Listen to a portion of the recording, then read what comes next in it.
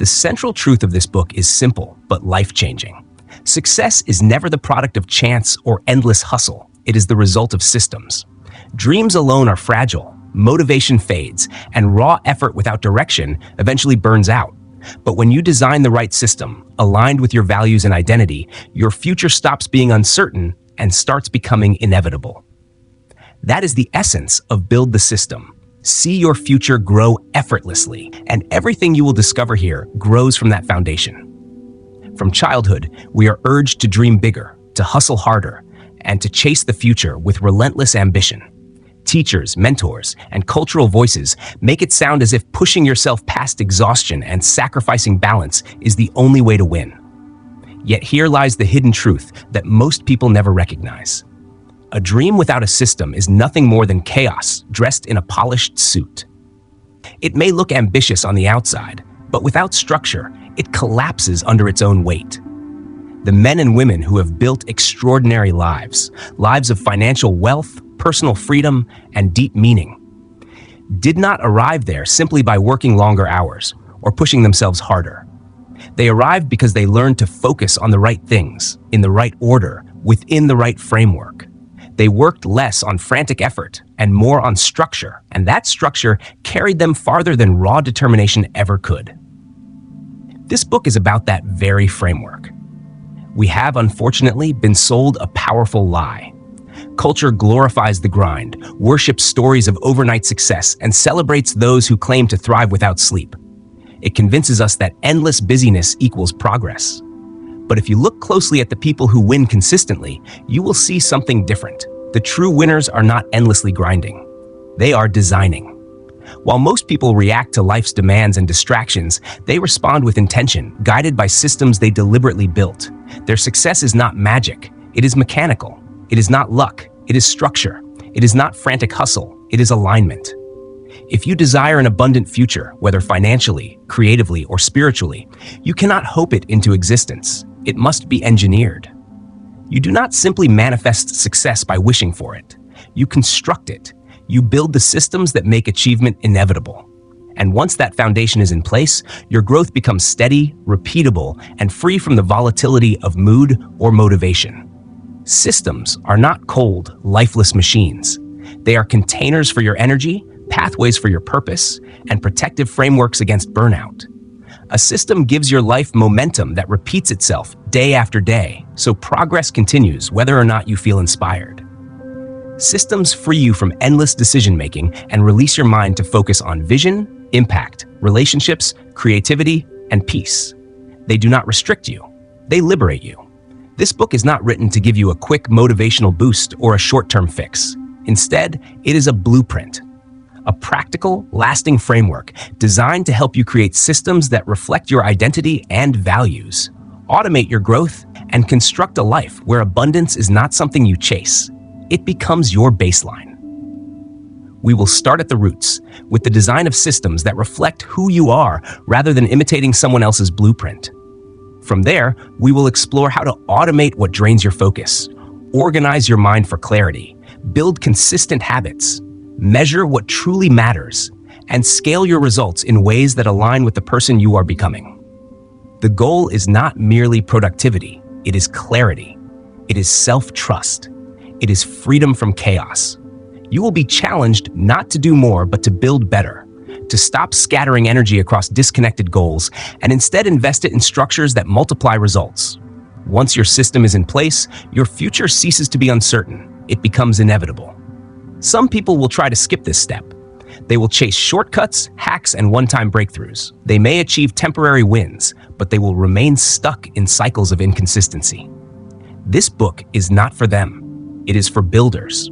The quiet revolutionaries who know the real power lies not in a single victory, but in designing a machine that wins daily. You do not need more motivation, because motivation comes and goes. You need a system that does not depend on it. You do not need endless new goals. You need a structure that makes results automatic. You do not need to predict the future. You need to build it. So this is where we begin, with the system. Build the system, and you build your future. Chapter 1. Abundance begins with architecture. Every vision needs a design. Every life worth building begins not with chance, not with random effort, but with architecture. Abundance does not appear from nowhere. It takes form when structure exists to hold it. Just as no skyscraper rises without a blueprint, no future of meaning, wealth, or purpose can stand without a plan. Without design, even the strongest ambition collapses under its own weight. Think about it. Before steel is lifted into the sky, before glass panels shine in the sunlight, there is the drawing, the blueprint. A deeply intentional plan that determines everything before construction begins. Without it, materials are wasted, structures fail, and ambition turns into rubble. Your life works the same way. If you are chasing abundance, chasing fulfillment, chasing a vision not yet lived, you must begin with design.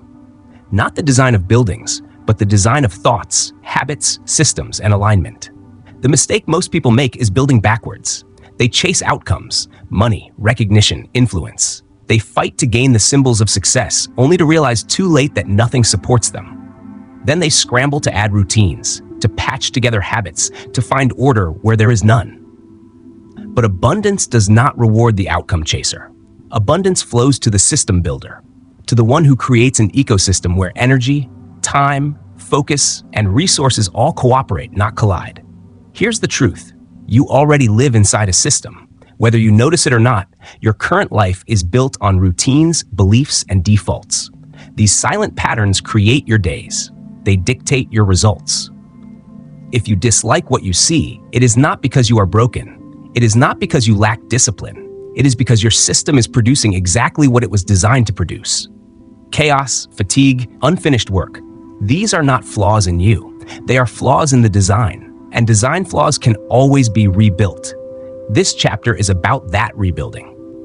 First comes awareness, learning to see where your architecture is weak, where it wastes time, where it leaks energy, where it blocks your vision. Then comes intention, the act of creating structures that support who you are becoming, not who you used to be. Abundance is not discovered, it is aligned with. And alignment starts with the right questions. What kind of life do you want to experience every morning? What state of mind do you want to sustain? What kind of work lights you up? And what routines quietly drain you? If your system cannot answer these questions, you are not building, you are improvising. And improvisation, while beautiful in music, is dangerous in life. You cannot freestyle your way to a lasting future. At some point, you must step back, zoom out, and see the whole design. What supports your energy? What protects your focus? What rhythms allow you to grow without burning out? Strong systems create repeatable rituals. They provide flexible frameworks. They survive the mess of life without falling apart. That is the genius of a system. It carries you when motivation disappears. It holds your creativity in place without caging it. It allows your highest self to rise each day without requiring you to wrestle with your lowest habits every morning. When your system is built correctly, you do not have to win the fight of willpower every time. The structure does it for you. In scarcity, people try to control everything with their own hands. They micromanage, they cling tightly, they tire themselves out. In abundance, people do something different. They let go of control and embrace structure. Not suffocating rules, but intentional frameworks, systems that free energy for what matters most. Imagine your life as a garden. The seeds are your values, your intentions, your dreams. Seeds are nothing without environment. Growth happens only when sunlight, water, and healthy soil exist. You cannot command a harvest, but you can prepare conditions that make it certain. Your system is that condition. It determines whether the seeds of your life grow or wither. And this is not abstract. It is practical. Begin by mapping the design you already live in. Look at your mornings. Are they structured or are they chaotic? Look at your finances. Do you handle them strategically or do you react when problems appear? Look at your workspace, your digital habits, your calendar. These are the beams and walls of your life. They can be redesigned, not to be flawless, but to be aligned. Forget the myth that you must change everything at once. True builders know a secret. Small hinges swing big doors. One routine shifted can transform dozens of outcomes. One space restructured can unlock creativity you thought was gone. One boundary drawn can return hours to your week. Systems multiply. They stack, they scale, they set you free. So start small, refine one corner of your life, clean the clutter, redesign a routine, systemize how you handle tasks. Do not chase complexity, chase consistency. Build one microsystem that works, then build another. Before long, your life is not just improved, it is transformed. You are no longer someone living in chaos. You are someone constructing the future, piece by piece. Never forget, you are the architect. Whether you accept it or not, you are always designing. You can build by accident, or you can build on purpose. You can spend your days reacting to fires, or you can build a system that prevents them. Abundance is not in the grind, it is in design. The structures you build today become the life you live tomorrow. Begin now. Design with clarity, build with courage, create a system strong enough to hold the weight of your dreams. In the next chapter, we will dismantle one of the most convincing illusions of modern culture, the belief that hustle alone creates success. You will see that rhythm, not grind, is the engine of lasting abundance. Because once the architecture is clear, the next step is to make it human, livable, and energizing. And your journey begins here with design. Chapter 2. The myth of hustle and the power of rhythm. Hustle is a myth. Rhythm is the truth. For years, we've been conditioned to believe that the only way to succeed is to grind without stopping, to wake before dawn, to sleep after midnight, to outwork, outpace, and outlast everyone else. Culture sells us the story of the tireless worker, the person who sacrifices health, relationships, and peace in the name of ambition. Social media makes the hustle look heroic, as though exhaustion is a badge of honor and constant motion is proof of progress. But behind the glamour is a reality people rarely show: burnout, inconsistency, and often regret. The abundance mindset doesn't deny the value of hard work. It redefines it. It doesn't worship constant motion. It values consistent rhythm. Because not all effort is equal. There is a world of difference between activity and effectiveness, between motion and momentum. Rhythm is the force that turns energy into results without collapse.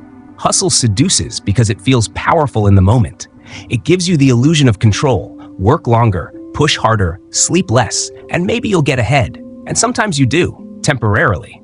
But hustle is dirty fuel. It burns fast and leaves you empty. It produces a surge, then a slump. It feeds on adrenaline, caffeine, and spikes of emotion to cover for the absence of a sustainable system. Rhythm, by contrast, is clean fuel. It honors cycles of energy, creativity, and recovery. It asks a better question: how do I design a life that works even when I'm not at my best? Hustle never asks that question, because hustle assumes you can always be on, always pushing, always producing. But you are not a machine, and you were never meant to be. Even machines need maintenance. Even software needs updates. You need pauses, rest, reflection, recovery, not so you can collapse and start over, but so you can grow, sustain, and create with strength. Rhythm doesn't excuse laziness. Rhythm is strategy.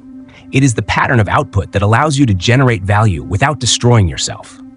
Abundance requires rhythm because abundance is a long game. And long games are not won with frantic sprints. They are won with sustainable systems. Hustle feels fast, but rhythm endures. Hustle produces spurts, but rhythm produces compounding results. Over months, over years, the person who works with rhythm, structure, and consistency will always outperform the one who burns bright for a week and then crashes. Look at the highest performers: athletes, musicians, entrepreneurs. None of them rely on blind hustle. They train in rhythm. They rest in rhythm. They pace themselves with a flow that maximizes performance across time, not just in a single burst. They know there are seasons of building, seasons of refining, seasons of pausing. Hustle ignores seasons. Rhythm embraces them. Hustle rushes. Rhythm paces. So how do you begin to move from hustle into rhythm? The first step is honesty. Be honest about the cost of hustle. Are you trading long-term clarity for short-term intensity? Are you constantly tired yet proud of it?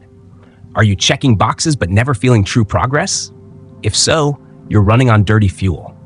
Next, look at your calendar. Is it built around your natural energy patterns or around the constant demands of others? Rhythm begins by aligning your work with your natural flow, using your sharpest hours for your highest priorities, and giving yourself space to recover when energy runs low. Track not only what you do, but how it feels. Are you doing deep work when your mind is freshest? Are you resting when your energy is depleted? Or are you fighting your own biology, forcing productivity when you're drained? If so, your system is working against you. Rhythm realigns your system to work with you. You don't need 10 hours of hustle. You need 2 or 3 deeply focused hours supported by structure. That's the quiet power of rhythm. It multiplies effort by stripping away the noise around it. It allows rest without guilt and action without panic. The shift from hustle to rhythm also requires unlearning. Many people are addicted to busyness because it gives them identity. Being busy makes them feel important, worthy, productive. But busyness is not effectiveness. The abundance mindset severs your worth from constant activity. It knows your value lies not in how busy you look, but in what you create, and creation lasts longer when built in rhythm. Something remarkable happens when rhythm becomes part of your life. You become present. Hustle scatters attention. Rhythm anchors it. Hustle forces you to fight your energy. Rhythm teaches you to anticipate it. With rhythm, you schedule deep work when your mind is sharp, and you plan recovery when your body signals fatigue. You stop apologizing for rest because you recognize rest as part of the system. You gain control not by doing everything, but by doing the right things at the right time in the right order. This is not laziness. This is wisdom. Rhythm doesn't mean passivity. It means pacing. It doesn't mean doing less. It means doing what matters. It means treating your energy as your most valuable currency, because that is exactly what it is. And rhythm is the budget that prevents you from going bankrupt. As you build your system, embed rhythm at its core. Don't just plan what you will do. Plan when you will do it and how you will recover afterward. Create a cadence you can sustain. Think in cycles, days, weeks, months. Alternate between momentum and maintenance, action and reflection. Make rhythm an identity, not just a tactic. Because in the end, hustle might get you noticed for a moment, but rhythm sets you free for a lifetime. And freedom is the true meaning of abundance. The freedom to choose, to create, to enjoy the process without burning out. Rhythm protects that freedom. Rhythm ensures that what you build does not collapse under the pressure of your own ambition. In the next chapter, we begin the blueprint process by exploring clarity. Before you can design a system, you must define the mission it serves. You cannot build a machine for a future you have not yet described. Clarity is the next foundation, and with it, your architecture begins to take shape. Chapter 3. Define it so you can build it. You cannot build what you have not defined. That is the uncomfortable truth most people avoid. They want progress without clarity, growth without definition. But a future that is vague can never be constructed. The foundation of any system, of any abundant life, is clarity. Without it, you are building on air. Most people resist definition because clarity requires slowing down. It asks you to pause long enough to decide what actually matters. It demands that you choose the personal over the prescribed, the meaningful over the popular. Too many people chase goals that don't belong to them. Career paths selected for status, lifestyles copied from a screen, dreams borrowed from someone louder or more confident. But if the system you build is going to sustain you, it must be anchored in your vision, not someone else's. That begins with radical clarity about what you want and why it matters. This is not about setting random goals for the sake of ambition. It is about defining the life you truly want to live. Because clarity is not a luxury. It is the first act of power. Without it, even the most sophisticated systems will collapse into confusion. You can install clever tools, organize your calendar, read every productivity book available. But if your destination is vague, your progress will always feel hollow. You will work hard but feel unsatisfied. You will check endless boxes but remain directionless. The problem is not laziness, not lack of talent. The problem is that the foundation has never been defined. Systems do not run on noise. They run on purpose. And purpose is not always what people think it is. Many imagine purpose as a single dramatic revelation, a moment of divine insight where everything becomes clear. In reality, purpose emerges through attention. It is the pattern you notice when you pay attention to what energizes you, to what calls you back even after failure, to what occupies your thoughts when no one is assigning you tasks. Purpose rarely shouts, it whispers. And to hear it, you must be willing to listen. This is where real system building begins, not with apps, not with planners, not with tactics, but with an honest conversation with yourself. What kind of life do you want in specific terms? What does abundance mean to you? Is it the freedom to create without financial fear? Is it time to be fully present with your family? Is it the ability to work in ways that light you up instead of draining you? Until you define it, you cannot measure progress. You cannot optimize your days. You cannot build a system for a life you have not imagined. Definition is not about locking yourself into a rigid identity. It is about giving your life structure so that your energy flows in a meaningful direction. Clarity does not limit you, it liberates you. It gives you the freedom to say no to what does not align, not out of fear, but out of strength. Without clarity, everything feels urgent. With clarity, priorities emerge. With clarity, you gain the ability to focus on what matters most. The practical step is simple but demanding. Articulate your vision in real, textured language, not vague statements like, "I want success." What does success look like in your life? Describe it. What does a great day feel like? What kind of work fills your time? Who surrounds you? Where do you live? How do you feel as you move through the day? This is not fantasy. This is design. And without it, any system you create will eventually feel misaligned or empty. People resist clarity because it commits them. To define what you want is to face the gap between where you are and where you intend to go. That gap can feel uncomfortable, but discomfort is the stretch that builds capacity. It is the tension that pulls you toward growth. Do not avoid it. Let clarity expose the work that matters and reveal what no longer deserves your attention. When definition is clear, everything begins to change. Decision-making becomes faster. Distractions lose their pull.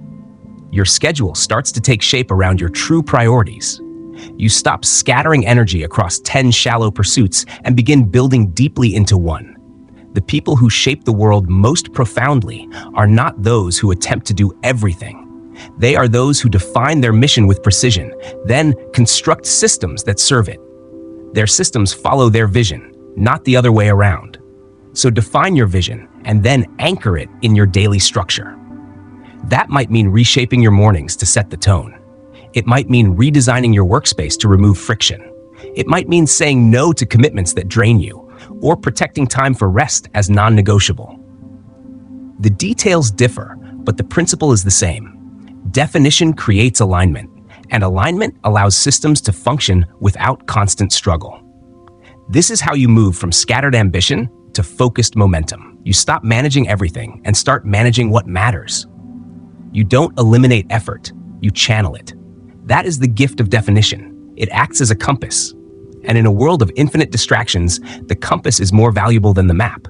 You don't need to define your entire life today. Start with the next chapter you want to create. Be specific. Define not only outcomes, but experiences. Don't just say you want more money. Say you want to earn more money through work that excites you and leaves you energized. Don't just say you want freedom. Say you want freedom expressed in a schedule that allows creative flow, deep rest, and meaningful time with loved ones. The more detail you give your vision, the easier it becomes to reverse engineer a system that sustains it. And yes, your definition will evolve. That is natural. But the clearer you are now, the stronger your system will be in the present. Don't wait for perfect clarity. Begin with honest clarity. Define what matters now and let your system grow with you. In the next chapter, we will move from defining the destination to transforming the driver, you. Because before you can shift habits, schedules, or workflows, you must first examine the story you are living inside. Identity is the first system, and a system built on a fractured identity will always short-circuit. That is where the real work begins. Chapter 4. Identity is the first system. Identity is the first system. Before your habits, before your goals, before the strategies and tools you try to implement, everything begins with who you believe yourself to be. Every action you take, every routine you repeat, every result you pursue is a reflection of the story you carry about yourself. And if that internal story is fractured, self-sabotaging, or borrowed from someone else's expectations, then even the most well-designed external system will eventually collapse. Identity is not just a personal philosophy. It is the operating system that determines what kind of future you can sustain.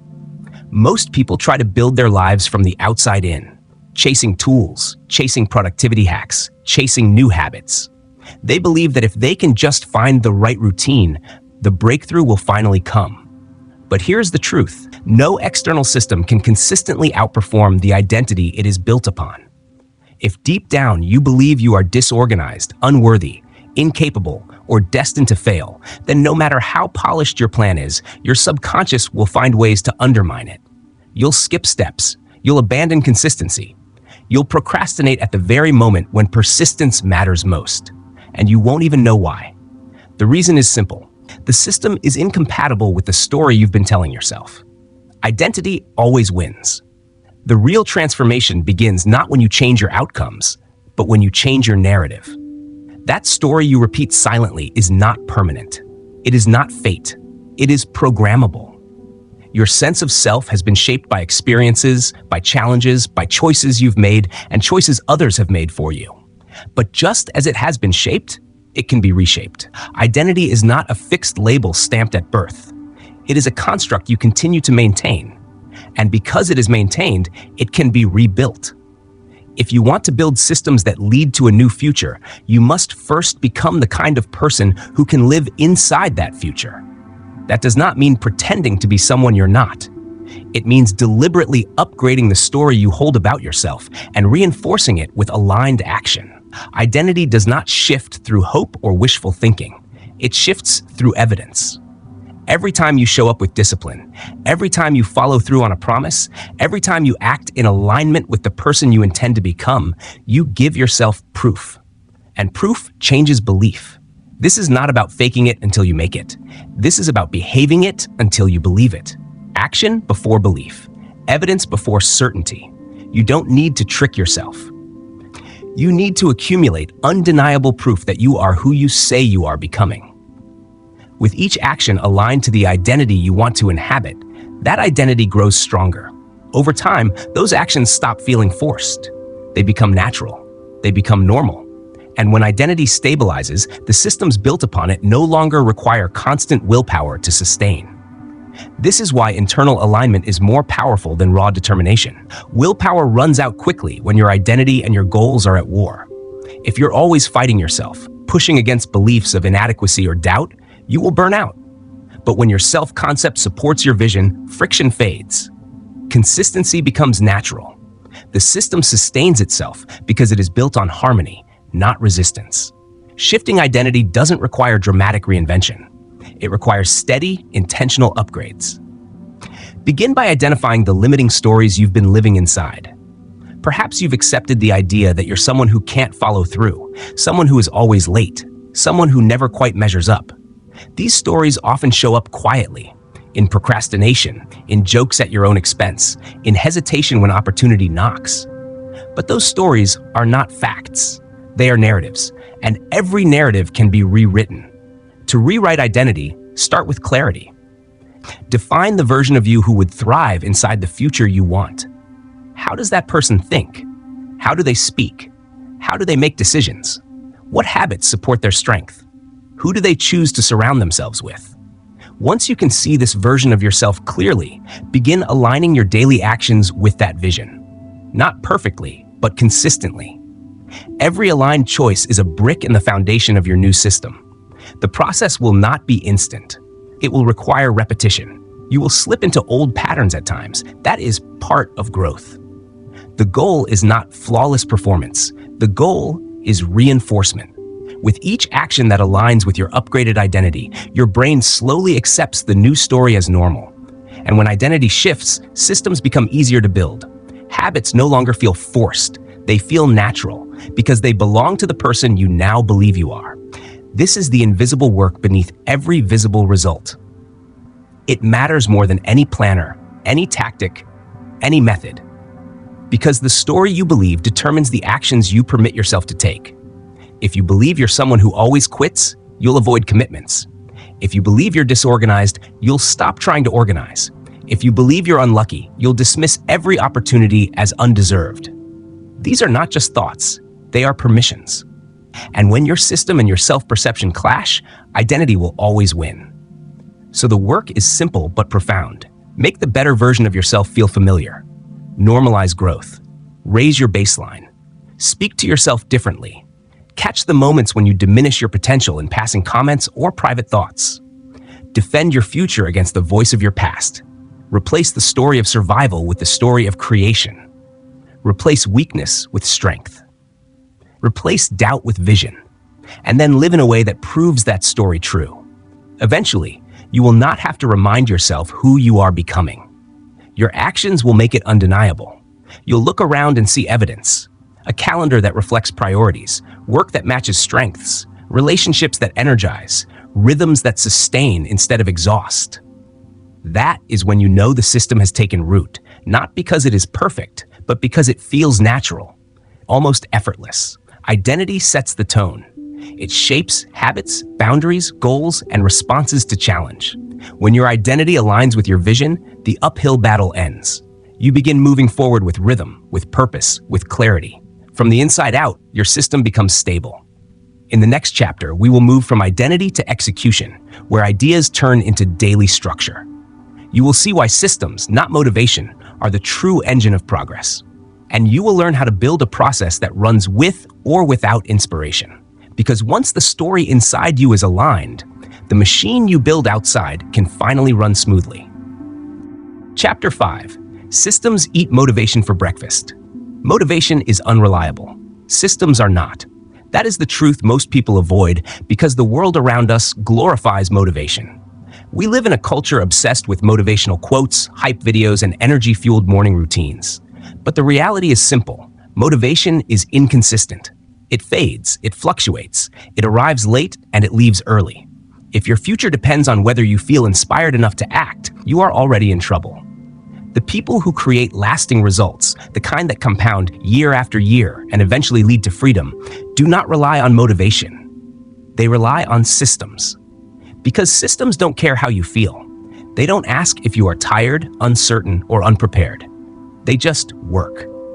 The greatest trap most people fall into is waiting for the right feeling before they take the right action. They wait to feel confident before they speak. They wait to feel ready before they start. They wait for perfect inspiration before they create. But high performers understand that feelings follow actions, not the other way around. They know that once the right system is in place, action stops being a negotiation. It becomes automatic. It becomes default. And default, not decision, is where consistency is born. Every day you spend debating with yourself about what to do is a day you waste precious energy on decision fatigue. You delay. You overthink. You postpone. You let your lower self negotiate with your higher vision. Systems end that debate. They remove the exhausting back and forth. They turn decisions into defaults, actions into routines, and routines into rhythms. And rhythms produce results. Quietly, repeatedly, predictably. But most people ignore systems because they are not glamorous.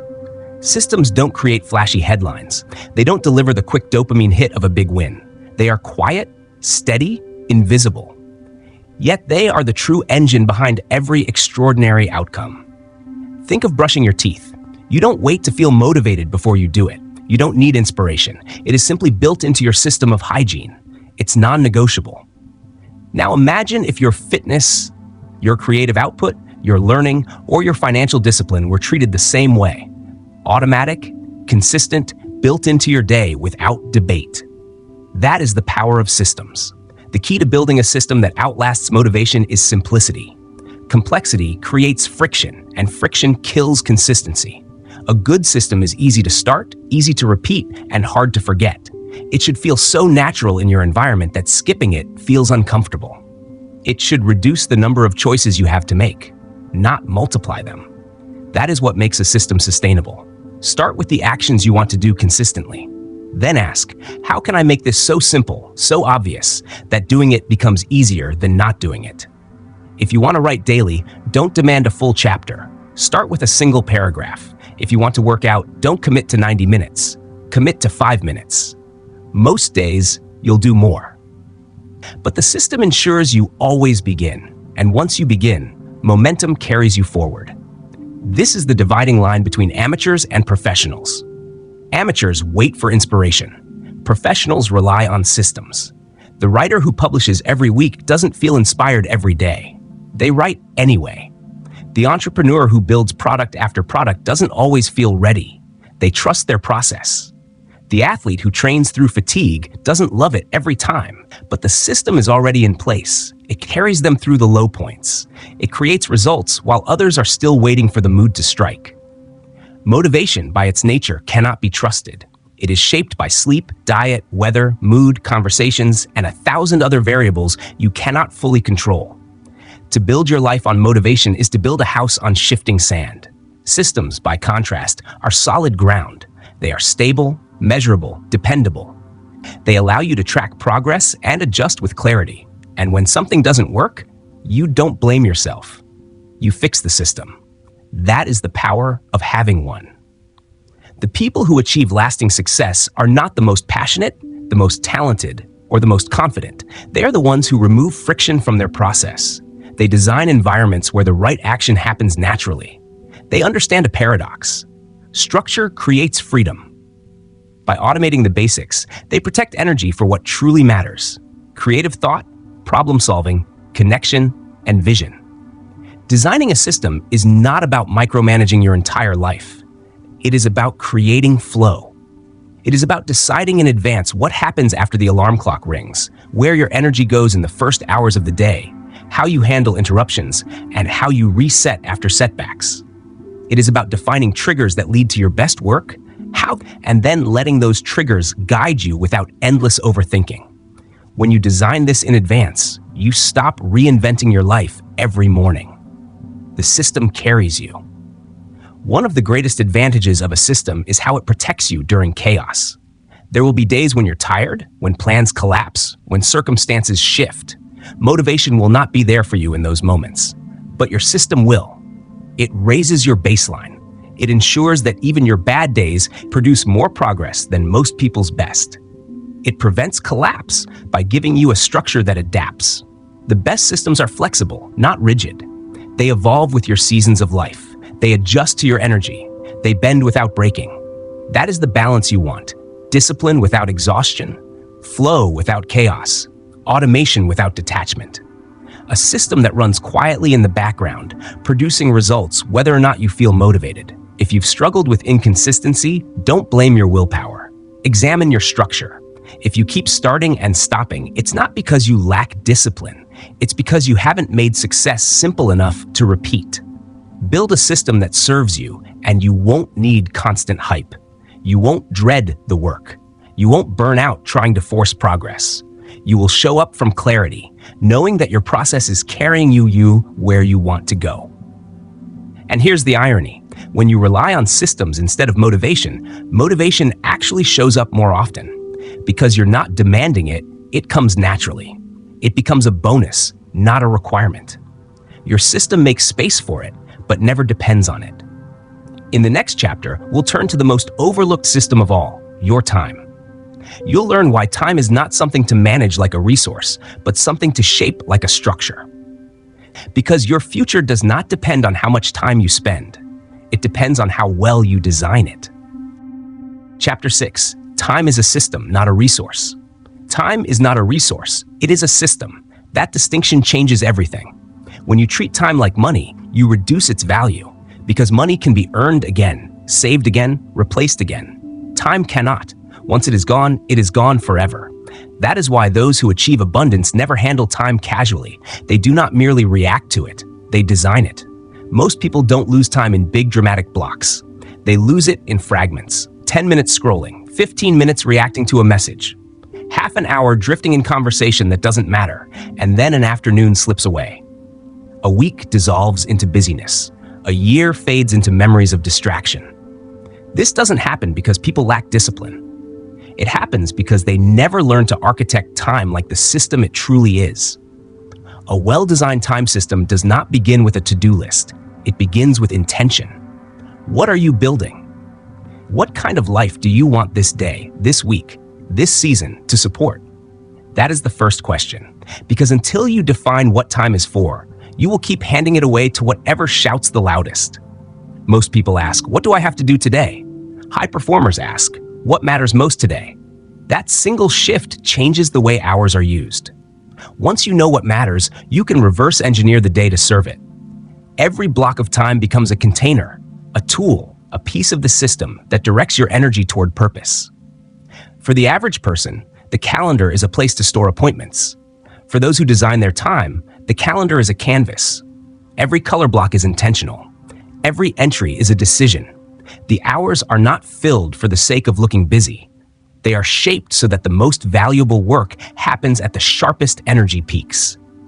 They carve out space for deep work, for strategy, for rest, for recovery.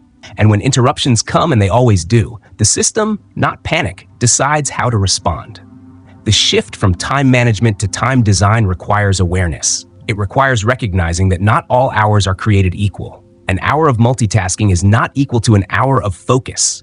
An hour spent in shallow distraction cannot compare to an hour of undivided attention. One produces motion, the other produces momentum. The system of time must honor that difference. Design also requires margin. Most people overschedule, believing that optimizing every minute is the path to productivity. But life does not follow perfect plans. Emergencies arrive. Energy dips, delays happen. Without margin, the smallest interruption collapses the entire structure. A well-designed time system includes buffer zones, space for transition, space for reflection, space for recovery. It doesn't punish you for being human. It supports you through inevitable fluctuations in focus and energy. Another overlooked truth: you don't have the same energy all day. Your brain has peaks and valleys. If you schedule your hardest tasks when you are mentally drained, you waste your sharpest hours on shallow work. Effective systems flip that. They assign high-value work to high-energy hours. They match task to time instead of trying to force time to fit task. That is how time multiplies itself. This doesn't mean becoming robotic. It means refusing to trust randomness with your future. A scattered, unstructured approach guarantees missed potential. A systemized approach creates compounding returns, not because you are doing more, but because you are doing the right things at the right time consistently. Building a time system is not about micromanaging every hour. It is about creating anchors. Perhaps it is 1 hour in the morning where your phone is off and your most important project gets your undivided attention. Perhaps it is a weekly ritual of reviewing your calendar, reflecting on what worked and refining what didn't. These are not tasks. They are time rituals, small, repeatable actions that protect your attention and move you forward. The most difficult part of time design is not blocking hours. It is saying no. Every yes is also a no to your mission, to your priorities, to your energy. If you do not define what you are saying yes to, your calendar will be filled with everyone else's agenda. Abundance requires fierce protection of your time, not to isolate you, but to preserve the space where your future is being built. One of the most powerful techniques is full-spectrum time blocking. Not just meetings, not just deadlines, everything that matters: creative work, learning, exercise, recovery, even relationships. By assigning time to what you value, you remove ambiguity. You stop drifting. You stop wondering what comes next. The blocks guide you. And yet, even the best time systems must adapt. Your relationship with time is not fixed. Energy shifts, seasons of life change, responsibilities evolve. That is why review is built into the system. Weekly or monthly, step back and ask, is my time serving my values? Are my highest priorities getting the focus they deserve? What needs to be redesigned? Reflection keeps the system alive. Without it, even a good structure will eventually decay. The truth is this: time is not something you find. It is something you shape. If you feel constantly behind, constantly reacting, constantly racing the clock, it's not because you're too busy. It's because your time system is broken, or worse, non-existent. The solution is not more hours. It is better design. Time is not a passive container you fill. It is an active structure you build, and like every system, it will either support your vision or sabotage it. The choice is yours. In the next chapter, we'll examine the input side of your system, what you allow into your mind, your space, and your attention. Because output does not only come from effort, it comes from managing input with intention. If you do not control your inputs, they will control you. Chapter 7, the input equation. What you allow in determines what comes out. Your thoughts, your energy, your creativity, your results, they are not only shaped by effort, but by the inputs you permit into your system. Inputs determine outputs. Garbage in, garbage out. Quality in, quality out. It is that simple. Most people underestimate this equation. They think that if they just try harder, push longer, or get more organized, the results will eventually improve. But no amount of effort can fully compensate for low-quality input. If you are constantly feeding yourself chaos, distraction, negativity, and noise, the outcomes will always reflect that chaos. Effort alone cannot override the environment you place yourself in. In an abundance-based system, inputs are not background noise. They are design features. Every input, every book, every conversation, every piece of content, every relationship, every environment is a filter that either sharpens or dulls your focus. The people who consistently create excellent results are not just harder workers. They are more selective. They are more intentional. They guard their attention like a sacred resource, because that is what it is. Allowing random, toxic, or trivial inputs into that space is not harmless. It is sabotage, and sabotage is everywhere. We live in a world engineered to hijack attention. Algorithms are built to exploit emotion. News cycles are designed to provoke fear and outrage. Social feeds loop comparison, noise, and distraction until your brain feels scattered and your spirit feels restless. Consume this diet without discipline, and you are not just wasting time, you are rewiring your perspective. You are feeding your mind fear, urgency, envy, judgment. Over time, those inputs reshape what you think is possible, how you interpret reality, and what choices you make. The first step in mastering the input equation is awareness. Notice how you feel after exposure. After spending time with certain people, do you feel lighter or heavier, inspired or drained? After scrolling news or social media, are you more focused or more scattered? After consuming information, do you act more or less? Not all input is bad, but unfiltered input is dangerous. You must step into the role of gatekeeper, not to block out the world, but to filter it with intention. High-performing systems don't avoid input. They curate it. They choose carefully. Mentors who elevate, books that nourish, environments that inspire, conversations that challenge. They build intentional routines that feed creativity instead of eroding it. They understand that ideas need space, and that space is destroyed by constant noise. That is why periods of silence, solitude, or digital fasting are not indulgences. They are protection. They allow the mind to reset, to hear itself think, to process deeply instead of reacting shallowly. This doesn't mean you must eliminate all low-quality input forever. Perfection isn't the goal. The goal is to minimize its presence and neutralize its power. You can build simple buffers, screen-free hours, days off social media, quiet mornings before email. You can add noise-canceling habits, reading instead of scrolling, walking without headphones, journaling before engaging online. Small shifts create massive returns. They reduce the cognitive junk that clutters your system and replace it with clarity. Inputs are not only digital, they are also human. People are carriers of energy. Spend enough time around pessimists, and you will begin to echo their complaints. Surround yourself with the distracted, and you will feel your focus scatter. Human energy is contagious. If you are serious about growth, you must audit your relationships. That does not mean cutting people off without compassion. It means being honest about the effect each relationship has on your state of mind. Who you let close is part of your input equation. The same is true of your environment. Your surroundings constantly communicate with your subconscious. A cluttered desk whispers confusion. A noisy space breeds distraction. A chaotic room makes chaotic thinking. Your environment should reflect the clarity of the system you are trying to build. Design it with care. Make it clean, focused, aligned. Remove the unnecessary friction. Digital clutter, constant notifications, disorganized files. Every part of your space should signal purpose, not perfection, but direction. Once you begin paying attention to the input equation, you will realize something important. Your best ideas, your deepest work, your clearest thoughts do not appear randomly. They appear in environments designed for clarity. They appear when you protect your mind from overload. They appear when you curate what gets in. There is a myth that more information equals more intelligence. In reality, in an age of distraction, intelligence belongs to those who know what to ignore. Discernment is the real superpower. The ability to say, "This doesn't deserve my attention right now," is not weakness. It is strength. It is how you keep your system clear. It is how you stay aligned with vision instead of reacting to noise. Look at the most effective leaders, creators, and builders.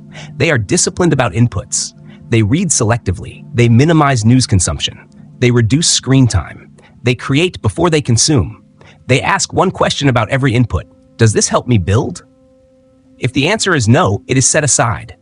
As you refine your own system, create input rituals. Begin mornings with nourishment for your mind instead of a flood of demands. Choose a handful of high-quality knowledge sources and ignore the rest. Surround yourself with voices that elevate your standards. Protect silence.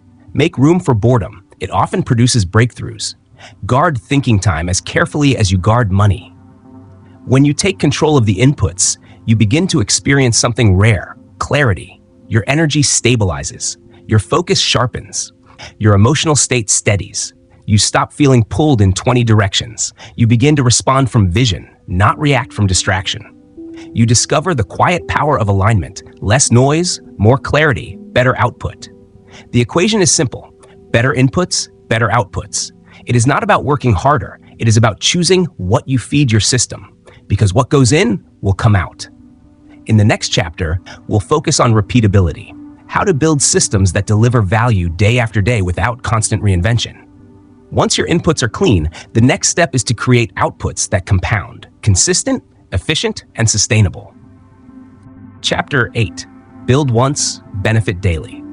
The smartest builders in life understand a simple truth: the effort that pays you once is survival, but the effort that pays you daily is freedom. Build once, benefit daily. That is the hidden power of systems, and yet it is one of the most overlooked principles of modern living. Most people repeat without thinking. They wake up and respond to the same problems, solve the same emergencies, relearn the same lessons, and restart the same routines every morning as if yesterday taught them nothing. Their days are filled with effort, but that effort dies in the moment. Nothing they do outlives the day. Meanwhile, the people who compound results are not necessarily more talented or more disciplined. They are strategic. They build smarter. They create structures, habits, and processes that continue to serve them long after the initial effort has been invested.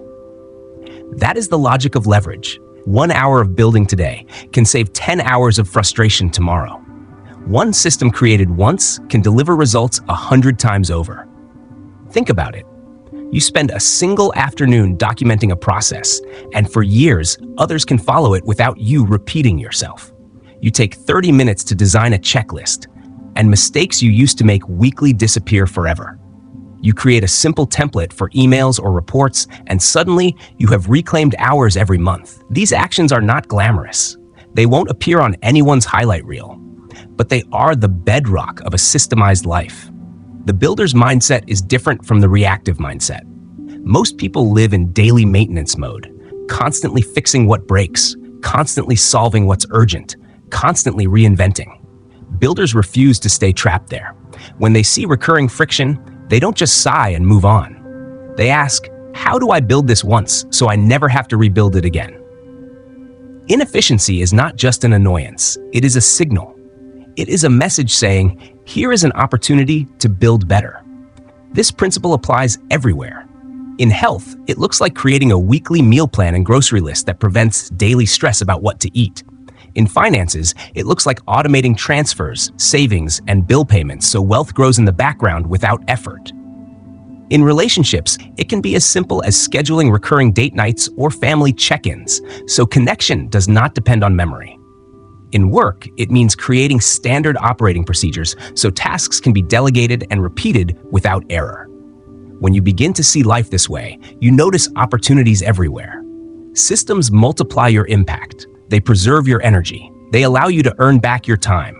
And when that reclaimed time is reinvested in creative work, strategy, or rest, you create momentum. Suddenly, life feels spacious, not because you are doing less, but because the right things are happening automatically. And here's the beauty: systems don't need to be complicated or digital. The simplest ones are often the most powerful. A checklist is a system. A 2-sentence rule for evaluating opportunities is a system. A nightly reset ritual is a system. Complexity is not the goal. Effectiveness is. The right system reduces friction, protects focus, and ensures consistency. The trap many fall into is chasing novelty instead of stability. They want every new app, every new productivity hack, every new shiny tool. But abundance doesn't come from novelty. It comes from mastering fundamentals. You don't need 20 hacks. You need a handful of solid systems that serve you every day, silently, faithfully, without fail. The first step is observation. Notice what you repeat. Notice the tasks that eat your energy again and again. Every repeated task is a candidate for a system. Create templates, batch tasks, automate reminders, build recurring events into your calendar. Document once so you never explain twice. Every structure you build is a gift you give your future self. Yes, systems take time up front. That's why most resist them. They say, it's faster to just do it manually. And in the moment, it is. But if you are going to do it more than twice, the system will always pay you back. Building once is planting a seed. It requires patience, but once it grows, it returns harvest daily without demanding the same level of effort. This is also how you scale. Without systems, every new opportunity adds pressure. With systems, opportunities are processed through an engine. They don't crush you, they multiply you. You can build more, create more, serve more, not because you hustle more hours, but because your systems carry the load. Systems also stabilize emotion. Without them, your productivity lives in peaks and valleys. Some days you are motivated, others you are drained. But with systems, consistency remains even when your mood does not. The checklist runs whether you feel inspired or not. The calendar block protects your priorities even on difficult days. That consistency builds trust in yourself and in your future. Understand this difference. A streak is fragile, but a system is resilient. One bad day can break a streak. But a system adapts. It evolves. It absorbs mistakes without collapsing. That is why systems sustain progress where willpower cannot. At its core, this chapter is about freedom. Your life is not meant to be rebuilt from scratch every morning. The tools you create, the routines you install, the templates you design, these should serve you over and over again. They should form scaffolding around your goals, so your energy is freed for higher questions, deeper creativity, and greater impact. That is what it means to build once and benefit daily. You create something useful, and then you allow it to serve your future again and again. Over time, those compounding returns transform not only your schedule, but your entire trajectory. In the next chapter, we will look deeper at wealth, beyond money. True abundance includes emotional stability, relational strength, creative energy, and peace. You will see that wealth is not something you chase. It is something that systems create as a natural byproduct of alignment. Chapter 9. Wealth is a byproduct of alignment. Wealth, in its truest and deepest sense, is not the pile of money in your bank account, nor the size of your assets, nor the title on your resume. It is the natural byproduct of living in alignment with who you really are. This is the lesson most people overlook, because the world has trained us to reduce wealth to numbers alone. Open any financial magazine, listen to the chatter of the business world, or scroll through social media, and you will see wealth defined as digits. How much someone earns per year, what kind of car they drive, the square footage of their home, the logo on their watch. Society tells you wealth is accumulation. Always accumulation. More, bigger, faster. But those who have lived long enough, those who have reached the supposed peak of financial success only to feel hollow at the summit, know a deeper truth. Wealth without alignment is emptiness dressed as achievement. True wealth is multidimensional. It cannot be contained in spreadsheets alone because its most important dimensions are invisible. Wealth is time, the freedom to wake in the morning and choose how to use the next 24 hours. Wealth is energy, the vitality that allows you to pour yourself into the work, the relationships, the pursuits that matter to you. Wealth is relationships, the depth of love, trust, support, and companionship that money cannot buy. Wealth is peace of mind, the ability to sleep at night without the weight of dread pressing down on your chest. Wealth is freedom of choice, the knowledge that your life is not held hostage by debt, fear, or dependency.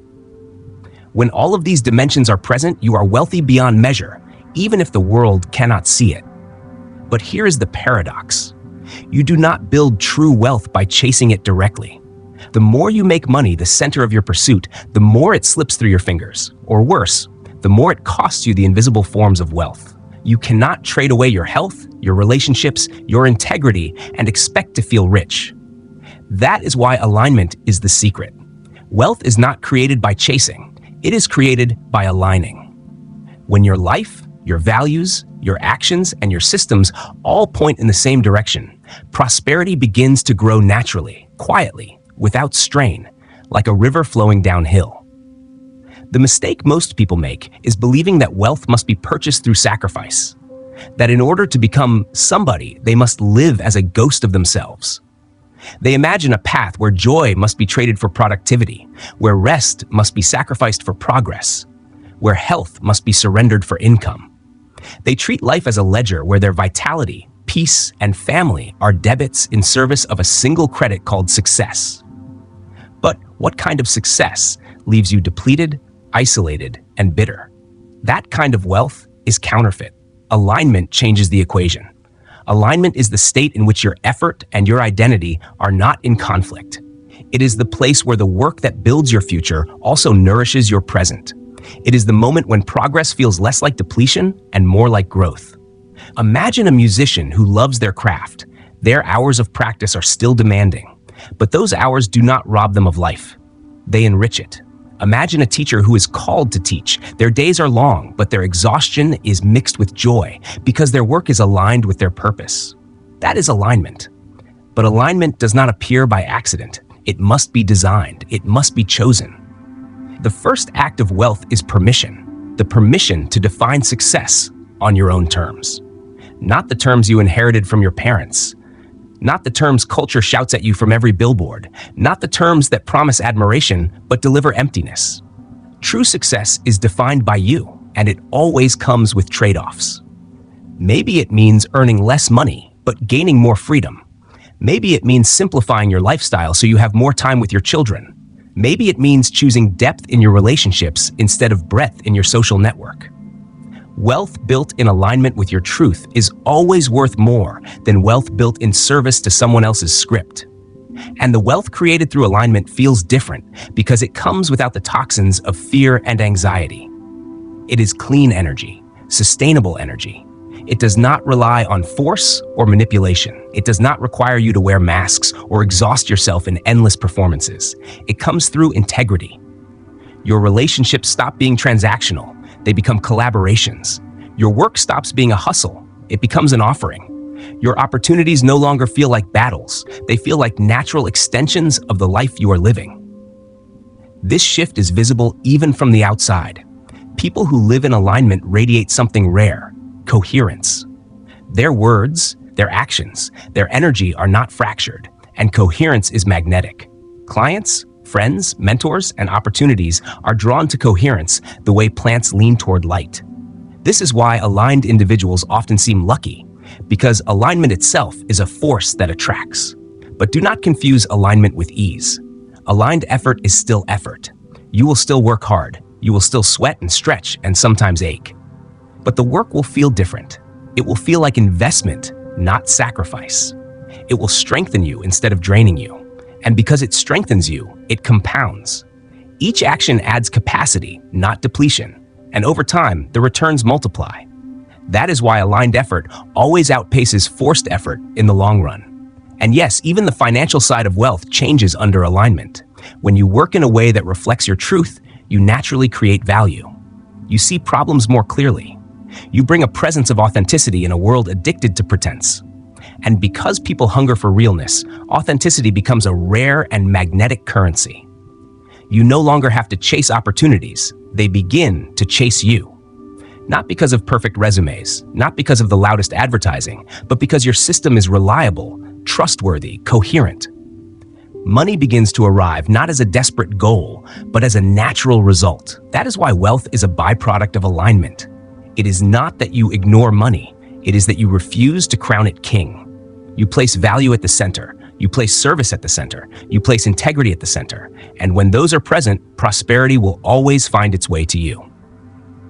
And this truth does not apply only to business or finance. In relationships, alignment produces emotional wealth, trust, intimacy, support, and mutual growth. In health, alignment produces energetic wealth, vitality, resilience, a body strong enough to sustain your mission. In time, alignment produces freedom wealth, the ability to shape your days instead of being enslaved by them. In purpose, alignment produces spiritual wealth, clarity, fulfillment, peace. None of these can be bought, but all of them can be built. Still, alignment requires courage. It is not the easy road. It demands honesty. It asks you to stop pretending, to stop saying yes to what drains you, to stop playing games you never wanted to win. It requires you to listen to the whispers of your dissatisfaction instead of drowning them in distraction. It requires you to see frustration not as a failure, but as feedback, evidence that something is misaligned. And the longer you ignore misalignment, the more dangerous it becomes, because a misaligned system will always sabotage itself. You will begin to resent the very results you once thought you wanted because you built them for a life that is not yours. The way back is through pause, through reflection, through the courage to ask questions most people avoid. Am I spending time on what actually matters to me, or just on what is urgent? Am I building systems that reflect my values, or just someone else's expectations? Is my work feeding my soul, or only filling my schedule? Am I saying yes out of truth or out of fear? These questions are uncomfortable, but they are the gateway to wealth that lasts. And when you begin to realign, even in small ways, the change is undeniable. Suddenly you breathe easier, your creativity returns, your days feel less frantic, you start to feel pride again, not because your life looks glamorous, but because it feels true. And when life feels true, everything you build within it becomes stronger. Ideas flow more freely, work becomes more impactful, relationships become more nourishing, opportunities multiply. That is the compounding effect of alignment. Every system begins to function more effectively because they are all serving a vision that is real.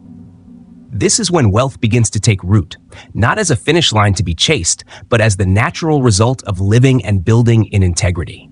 Wealth becomes less about numbers and more about coherence, less about competition and more about contribution, less about grasping and more about flowing. And once you have tasted that kind of wealth, you realize something powerful. Chasing money was never the point. The point was always alignment. Money, influence, success, these are simply the shadows cast by a life lit from within by clarity and truth. In the next chapter, we will turn to your environment, not just the walls around you, but the spaces you inhabit, the places where you work, rest, and dream. Because even the strongest internal systems can be disrupted by external chaos. And those who build sustainably know this truth well. Your environment is never neutral. It is either lifting you up or dragging you down. And it is time to design spaces that work as hard as you do. Chapter 10. Your environment is part of the system. No matter how disciplined you believe yourself to be, no matter how motivated you feel in the moment, and no matter how clear-minded your intentions may seem when you write them down, your environment will always exert a force far greater than willpower alone. It will either reinforce your progress or erode it, either hold you steady in alignment or slowly pull you back into old habits. Your environment is not silent. It is constantly whispering messages into your subconscious. The room you wake up in, the desk where you sit to work, the screens you stare into, the sounds, the smells, the people around you, all of them are signals shaping your behavior. And here is the truth most people resist. Environment is never neutral. It is either lifting you up or dragging you down. It is either supporting the system you are trying to build or quietly sabotaging it. Think of it this way. Your environment is like gravity. You cannot see it, but you feel its pull. A cluttered desk pulls your thoughts toward chaos. A room filled with noise pulls your focus toward distraction. An inbox littered with unread notifications pulls your attention toward urgency instead of priority. And just as gravity does not negotiate, your environment will not bend itself to your goals unless you intentionally design it. This is why the most intentional people treat their environment as a system in itself. They do not simply rely on motivation to carry them forward. They design spaces that remove friction, reduce distraction, and create momentum. Most people underestimate this influence because the effects are subtle. A messy shelf doesn't ruin a day. A single notification doesn't derail an entire project. But repeated hundreds of times, day after day, the environment shapes your habits, your attention span, even your identity. Step into a chaotic room and notice how quickly your body responds. Your shoulders tighten, your breathing shallows, your brain begins to scatter before the first task has begun. On the other hand, step into a space that is clean, calm, and intentional, and feel the opposite reaction. Your mind settles, your focus sharpens, and your energy begins to flow in the direction of creation. Environment writes scripts into your nervous system, telling you what kind of behavior is normal here. A workspace that communicates urgency will keep you reactive. A home that communicates peace will help you rest. A digital dashboard that communicates clarity will help you make decisions faster. Designing your environment does not always require money. It requires awareness. The most transformative shifts often come from small details most people overlook.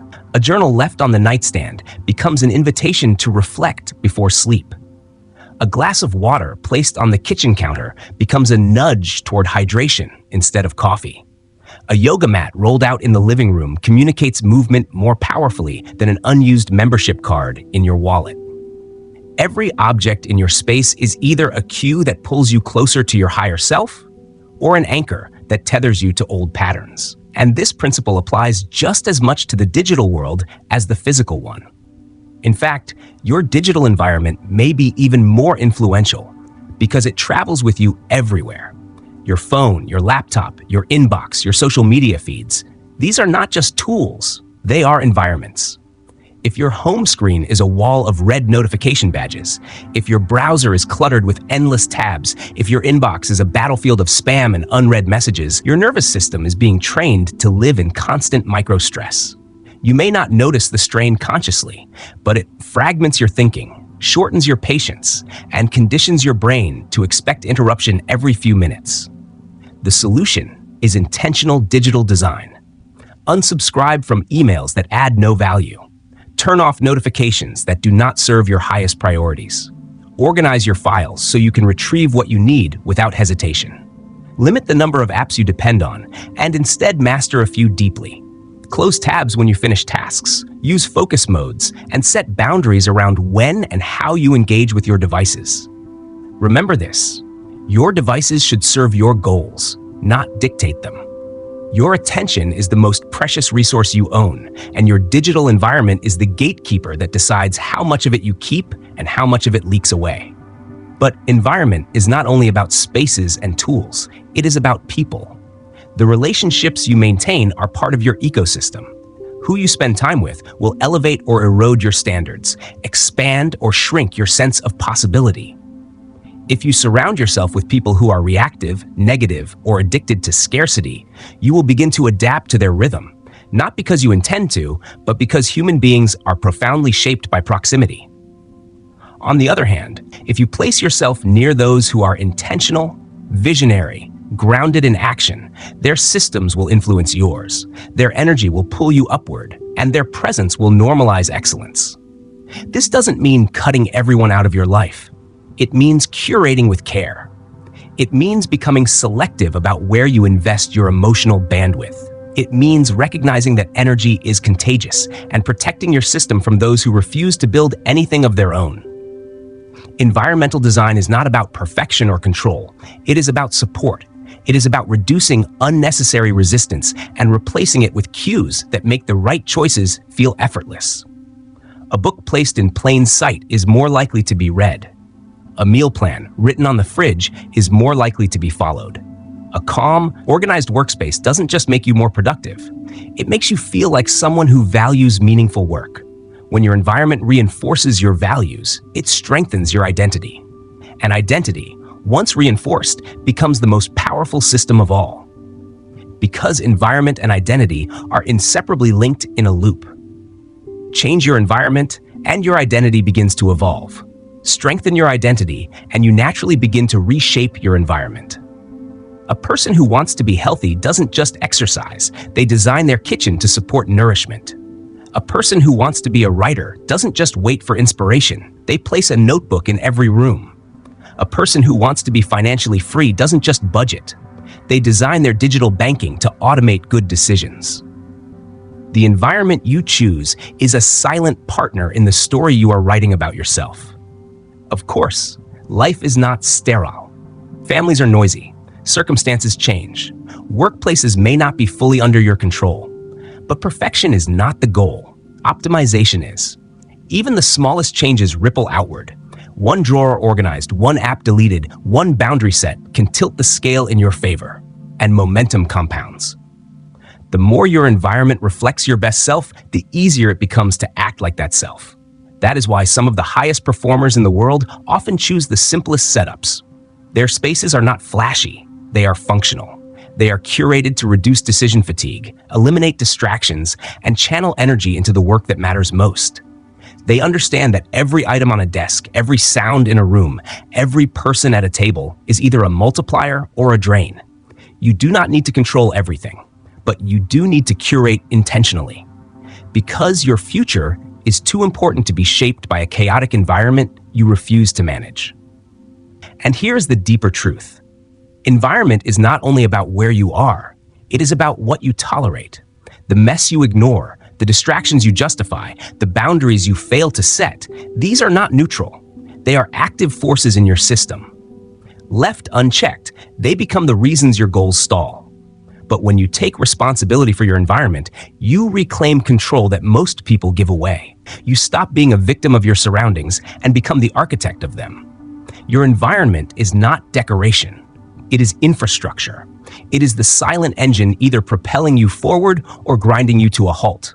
And when you finally see it that way, you stop waiting for motivation to strike, because you have built an ecosystem where the desired behavior is the natural behavior. In the next chapter, we will examine one of the most seductive forms of sabotage: the obsession with tools, apps, platforms, productivity hacks. People often believe they are progressing when in truth they are drowning in the very complexity they have created. We will explore why tools don't matter until systems do, and how simplicity, not novelty, is the path to sustainable growth. Chapter 11: Tools don't matter until systems do. In an age overflowing with options, where every week introduces a new app, a new platform, or a new productivity system promising to change your life, it has become easier than ever to confuse motion with progress.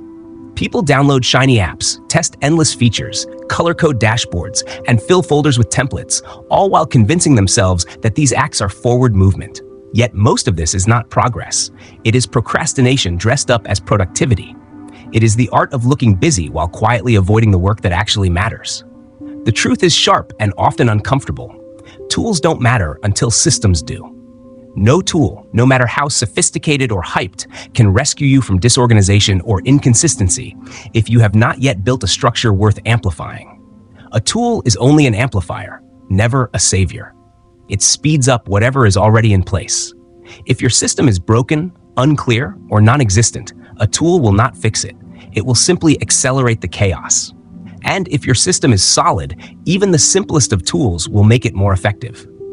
That is why some people thrive with nothing more than a pen and notebook, while others drown in the complexity of advanced software.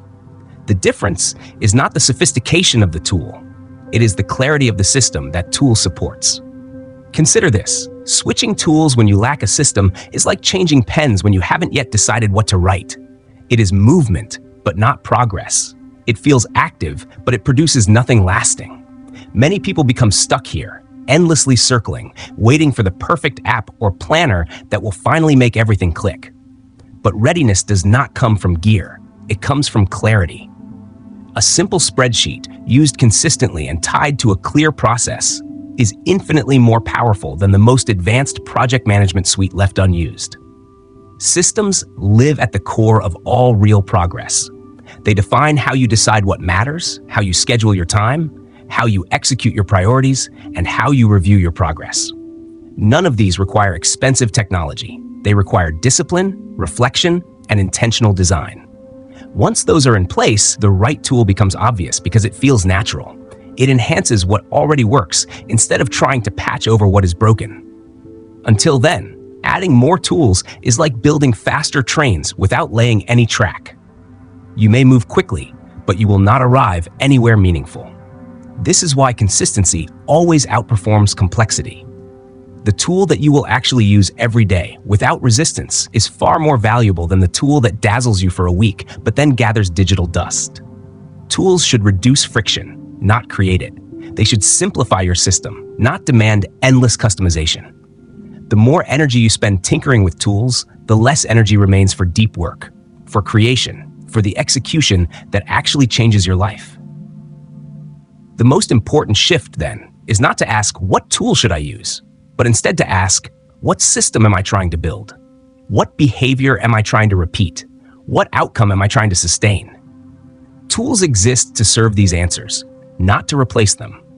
When selecting tools, simplicity should always guide your choice. Choose the tools that are easy to learn, flexible enough to adapt, and frictionless enough to use consistently. Avoid tools that require endless tweaking or steep learning curves that distract you from the actual work. A tool should lighten your cognitive load, not increase it. It should help you think less about process and more about output. And whenever possible, let your tools automate what doesn't need your attention so that your limited mental energy can be spent on creativity, problem solving, and meaningful contribution. Another principle is separation of function. Do not ask one tool to do everything. Have a clear division between where you store knowledge, where you track tasks, where you plan your calendar, and where you communicate. Confusion arises when these lines blur, when notes live in 5 places, when projects are tracked across 6 apps, when communication is scattered and unanchored.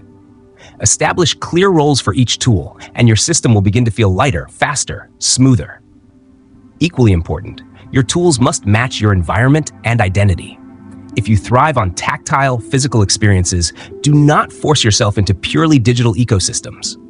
Use notebooks, whiteboards, index cards.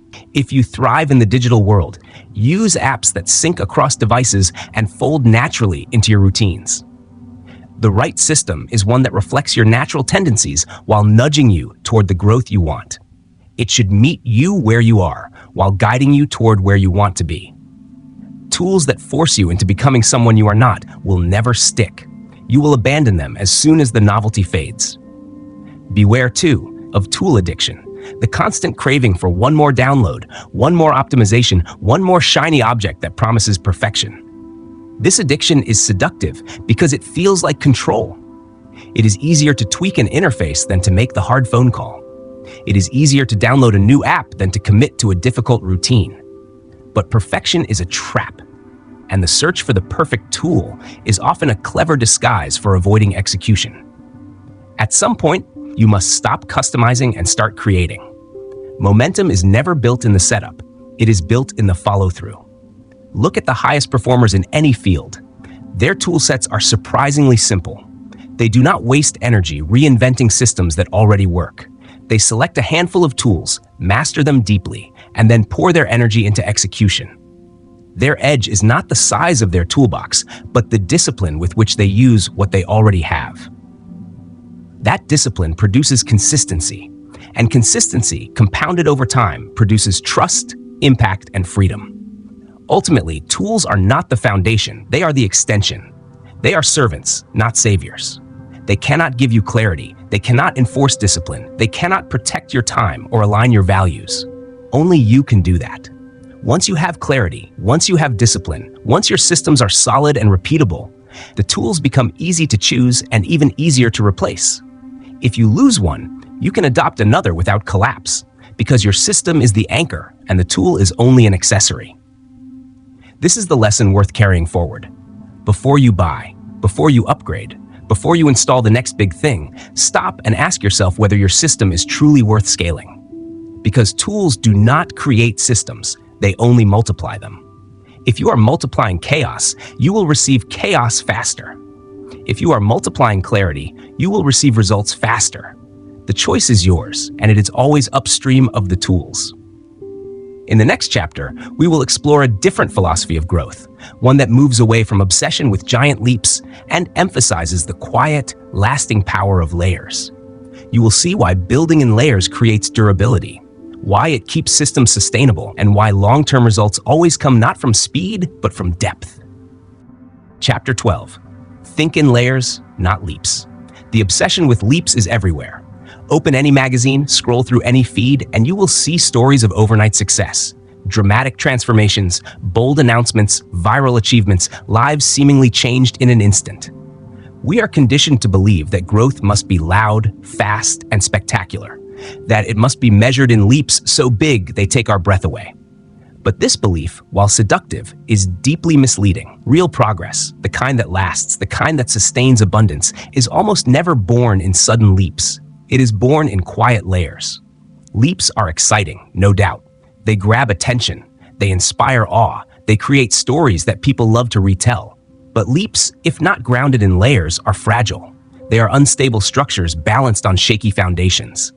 A leap may catch the spotlight, but without the support of underlying systems, it collapses as quickly as it rose. Think of the person who suddenly loses weight in a short burst of intense dieting, but gains it back because the deeper habits of nutrition and movement were never layered into their life. Or the entrepreneur who skyrockets to early success, only to burn out because the routines of focus, delegation, and balance were never laid as layers beneath their growth. When you peel back the curtain on any so-called leap, you almost always discover a hidden architecture of layers, habits formed patiently, identities shaped slowly, priorities clarified over time, distractions quietly removed. The leap may look sudden to the outside world, but to the person living it, it is simply the next visible expression of what has been layered beneath the surface for years. Thinking in layers means asking better questions. Instead of asking, how can I create a massive change today? You begin asking, what am I reinforcing right now? What layer am I strengthening?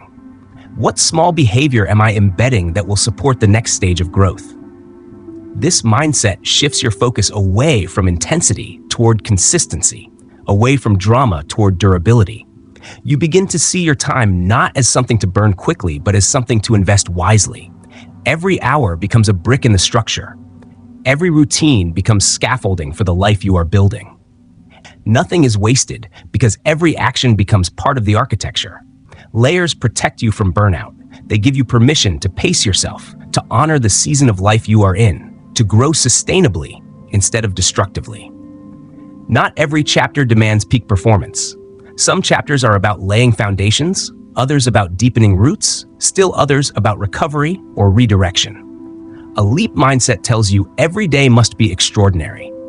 A layer mindset teaches you that greatness is built in ordinary days, stacked patiently upon each other. One page written, one habit honored, 1 hour of focus. Layered enough times, these actions create something unshakable. Of course, layered progress requires trust. Trust in the process, trust in the system, trust that the work you are doing matters even when the results are invisible. And that is often the hardest part. Layered growth doesn't feel glamorous. It feels ordinary, sometimes even boring. There are no fireworks when you meditate for 10 minutes, journal your reflections, or clear your desk. Yet these quiet acts are precisely the bricks from which future leaps are built. By the time opportunity knocks, you will already be ready, because you have constructed the layered identity and the layered system to hold the weight of that leap. Layers also create adaptability. If you build your life on leaps, your entire identity becomes tied to singular events, one launch, one promotion, one big outcome. If that outcome falters, the structure crumbles. But when you build in layers, one failure doesn't derail you. The foundation is wide and deep, reinforced across time. You can pivot, adapt, and continue because your system doesn't rest on one event. It rests on accumulated strength. This is resilience in its purest form. The ability to continue not because you never fall, but because your structure always helps you rise. The people who live in consistent abundance are rarely the loudest voices in the room. They don't need to broadcast every achievement because what they are building is steady, real, and lasting. They are calm, focused, deliberate. They know what layer they are on. They know which habits they are reinforcing. They don't confuse frantic activity with meaningful progress. Their growth is quiet but certain, their power understated but undeniable. So how do you begin thinking in layers? You start small. Identify one area of your system that needs strengthening. Perhaps your mornings are chaotic. Then build a morning layer, one ritual at a time, until your day begins in stability. Perhaps your focus is fragmented. Then build an environment layer, one clean space, one removed distraction at a time.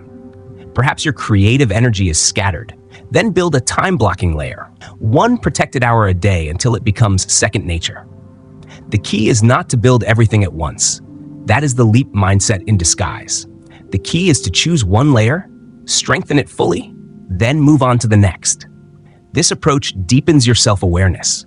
As you build layers, you begin to see what truly works for you, not just what works for others. You stop copying systems and start designing your own. The structure begins to reflect the person. The layers align with the mission. And soon, what once felt hard becomes normal. What once felt distant becomes expected. That is the compounding power of layers. They transform effort into identity. In time, your layered system becomes a quiet engine. It doesn't demand constant willpower. It doesn't collapse when life becomes turbulent. It supports you, sustains you, and grows with you. Challenges will still come, but instead of panicking, you fall back on your layers, realign, and keep moving. That is the difference between a fragile pursuit and a sustainable system. Leaps are vulnerable, layers are durable. And perhaps the most beautiful gift of thinking in layers is this. You no longer postpone joy. You don't need to wait for the leap to feel proud or fulfilled. You find meaning in the process itself. Each layer becomes its own milestone, its own victory, its own reward. You no longer rush towards some distant future. You begin to live inside the process of building it. In the next chapter, we will explore how these layers must be woven together before scaling can even be considered. Because too often, people try to scale before they have structure. They chase growth before they have stability. And when that happens, the very success they longed for becomes the reason they break. System builders know better. They systemize before they scale. Chapter 13, Systemize Before You Scale. Growth is seductive. The thought of expanding your influence, reaching more people, multiplying your results, or earning more money can stir excitement like few other visions can. It is one of the most powerful motivators in life and business, the promise of more. But growth, when it comes before structure, is not a blessing. It is a burden. Without a clear foundation, what begins as opportunity soon unravels into chaos. The very expansion you longed for becomes the weight that threatens to collapse everything you have built. This happens for a simple reason. Scaling anything before it is systemized is a recipe for failure. You cannot sustainably grow what you have not made repeatable, predictable, and structurally sound. In the rush to expand, many people skip this essential step. They take on more clients, launch more projects, say yes to more commitments, all without refining the core processes that make their work sustainable. The result is stress, exhaustion, and a fragile structure constantly on the brink of breaking. The problem is not that they grew too fast, it is that they scaled too soon. They tried to build higher before they reinforced the base. Systemizing is the act of building that base. It means creating a foundation that runs without improvisation, documenting processes so that they can be repeated consistently, standardizing operations so there is no confusion, automating where possible to reduce friction, and removing unnecessary complexity that wastes time and energy. When you systemize effectively, growth stops feeling like chaos and starts feeling like flow. You no longer increase your effort just to increase your output. Instead, you scale with clarity, knowing your structure can hold the weight. The challenge, of course, is that systemizing requires discipline. It demands the willingness to pause growth long enough to build the foundation that will make growth sustainable. That pause can feel uncomfortable in a world addicted to speed, but what feels like delay is in reality an investment in resilience. A systemized structure transforms your results into something no longer dependent on your mood, your memory, or your momentary energy levels. Instead, they become the product of a process, a rhythm that holds steady regardless of circumstance. Think of a musician tuning an instrument before a performance. To the impatient, tuning feels like a delay, wasted time before the real work begins. But without it, the music that follows is dissonant, flawed, unsustainable. Systemizing is that tuning. It ensures harmony before amplification. To scale without tuning is to amplify every flaw, every gap, every inconsistency until collapse is inevitable. Another gift of systemizing is clarity. Once you begin documenting and refining your workflow, you quickly discover where the friction lives, where things break down, where you are relying too heavily on improvisation or memory, where bottlenecks drain your energy. These insights are invaluable because they allow you to adjust before growth magnifies the problem. Systemizing exposes weakness not to punish you, but to protect you, to prepare you for a structure that can truly expand. Perhaps one of the most overlooked values of systemization is that it allows others to step in. If your work, whether in business or personal life, only functions when you are managing every detail, then it is not scalable. Systemizing means building templates, writing guidelines, and establishing clear processes so that others can contribute without confusion. It is the difference between being indispensable and being scalable. When the system carries the load, your role shifts from frantic operator to intentional leader. You buy back time. You multiply your impact, not by doing more, but by designing something that can function without constant supervision. This principle applies beyond business. In personal life, if your fitness habits, your financial routines, or your daily planning rely on you remembering and deciding everything in the moment, they are fragile. Systemizing means batching decisions, preparing meals in advance, automating bills, scheduling priorities weekly instead of improvising daily. These are not trivial adjustments. They are structural reinforcements that free your mental bandwidth for higher decisions, deeper creativity, and sustainable focus. Many people mistake momentum for structure. They confuse rapid growth with sustainable growth. But momentum without structure is like speed without direction. It creates exhaustion, not endurance. Spikes in success are common. Sustaining them is rare. The difference lies in systems. Systems transform short-term achievement into long-term stability. They keep the machine running smoothly whether motivation is high or low. They free you from the tyranny of starting from scratch. There is also a profound psychological benefit to systemizing. When you know your life or business rests on a structure you trust, you gain confidence to take bold steps. You stop fearing that one wrong move will unravel everything. That trust brings calm, clarity, and consistency. Instead of reacting in panic to every new demand, you can respond with intention. This is the kind of energy that builds not just income but legacy. Many resist systemizing because they think structure will kill creativity, but the opposite is true. Structure protects creativity. When the basics are handled by systems, your mind is free to explore, imagine, and innovate.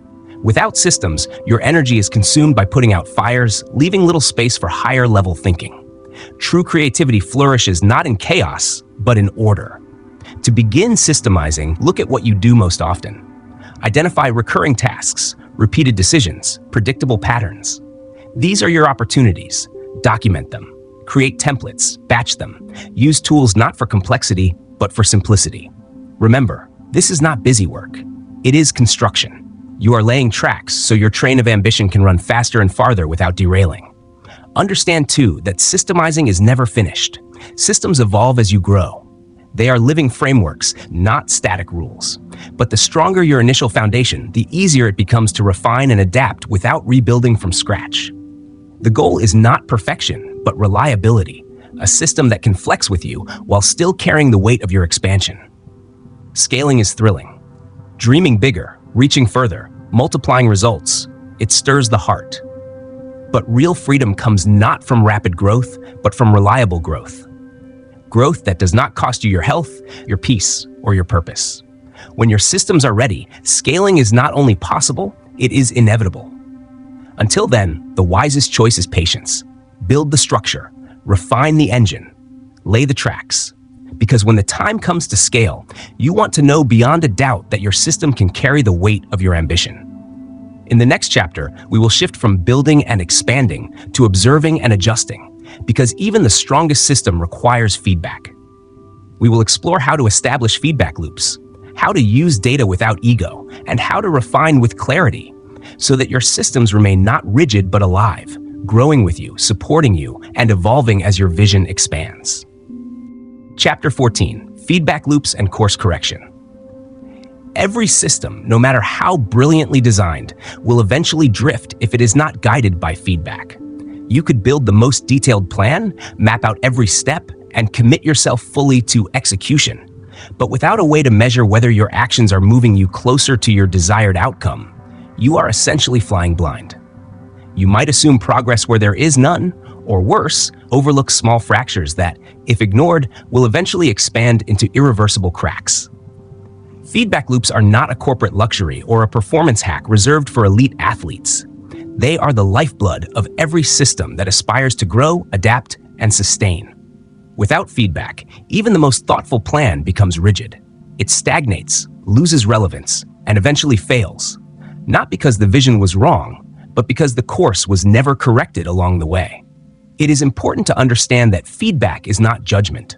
It is not a verdict on your worth, your intelligence, or your competence. Feedback is information. It is the mirror that reflects reality, showing you what is actually happening rather than what you assume is happening. It is the compass that keeps your trajectory aligned when winds shift and terrain changes. Many people resist feedback because they confuse it with criticism. They feel attacked, as though the feedback is about their identity. But when viewed through the lens of systems thinking, feedback is never personal. It is simply the process speaking to you, showing you where adjustment is needed so that your system can keep evolving. Systems thrive on feedback in the same way that living organisms thrive on oxygen. Feedback is how they breathe, how they adapt, how they self-correct. The more consistently and honestly you integrate feedback, the stronger, more flexible, and more resilient your systems become. A feedback loop, at its simplest, is nothing more than a cycle. Take action, observe the result, compare the result to the desired outcome, make adjustments, and then act again. Repeated continuously, this cycle creates evolution in real time. Without it, you are left with guesswork, memory, or intuition alone, none of which can be relied upon to sustain long-term growth. There are two primary forms of feedback, internal and external. Internal feedback comes from within yourself. It is the subtle signals your body, your energy, and your emotions send to you. It is noticing that a routine that once energized you is now draining. It is realizing that a habit you thought was serving you no longer aligns with your current season of life. Internal feedback is often quiet, easily dismissed, but when ignored, it breeds misalignment and resentment. Listening to it requires honesty. Acting on it requires courage. External feedback comes from the outside world. It is objective, measurable, and often harder to dispute. It is what your calendar reveals about how you actually spend your time versus how you intended to. It is your bank statement showing whether your spending truly aligns with your values. It is the client who gives you blunt truth about where your service fell short, the mentor who challenges your assumptions, the performance review that highlights blind spots you didn't see. Unlike internal feedback, which is subjective and felt, external feedback is evidence. It provides clarity that transcends emotion. Together, internal and external feedback form a complete picture. Without one, you are only seeing half the truth. One of the simplest yet most transformative ways to integrate feedback into your system is through regular reviews. A weekly review is a powerful practice. At the end of each week, carve out time to reflect and ask yourself a handful of essential questions. What worked well? What didn't? Where did I lose focus or momentum? What small adjustment could improve next week? These questions are not weapons of self-criticism. They are tools of clarity. They transform vague feelings into specific insights, allowing you to course correct before drift becomes derailment. Monthly and quarterly reviews allow you to zoom out further. They give you the chance to identify patterns, spot emerging challenges, and track your trajectory toward longer-term goals. Without these checkpoints, it is all too easy to lose yourself in the busyness of daily tasks and forget whether you are still moving in the right direction. A review is not wasted time. It is a recalibration. It ensures your system remains alive, relevant, and aligned with your true vision. The most important aspect of feedback, however, is not in collecting it. It is in acting on it. Feedback without adjustment is just noise. The power of a feedback loop lies in the courage to change course. If your morning routine no longer gives you energy, redesign it. If your financial system is not producing savings, revise it. If your creative process has turned into a source of stress rather than joy, simplify it. There is no shame in course correction. In fact, the refusal to adjust is often the very reason people stagnate. Pride resists feedback. Growth embraces it. Ego fears exposure. Systems thrive on truth.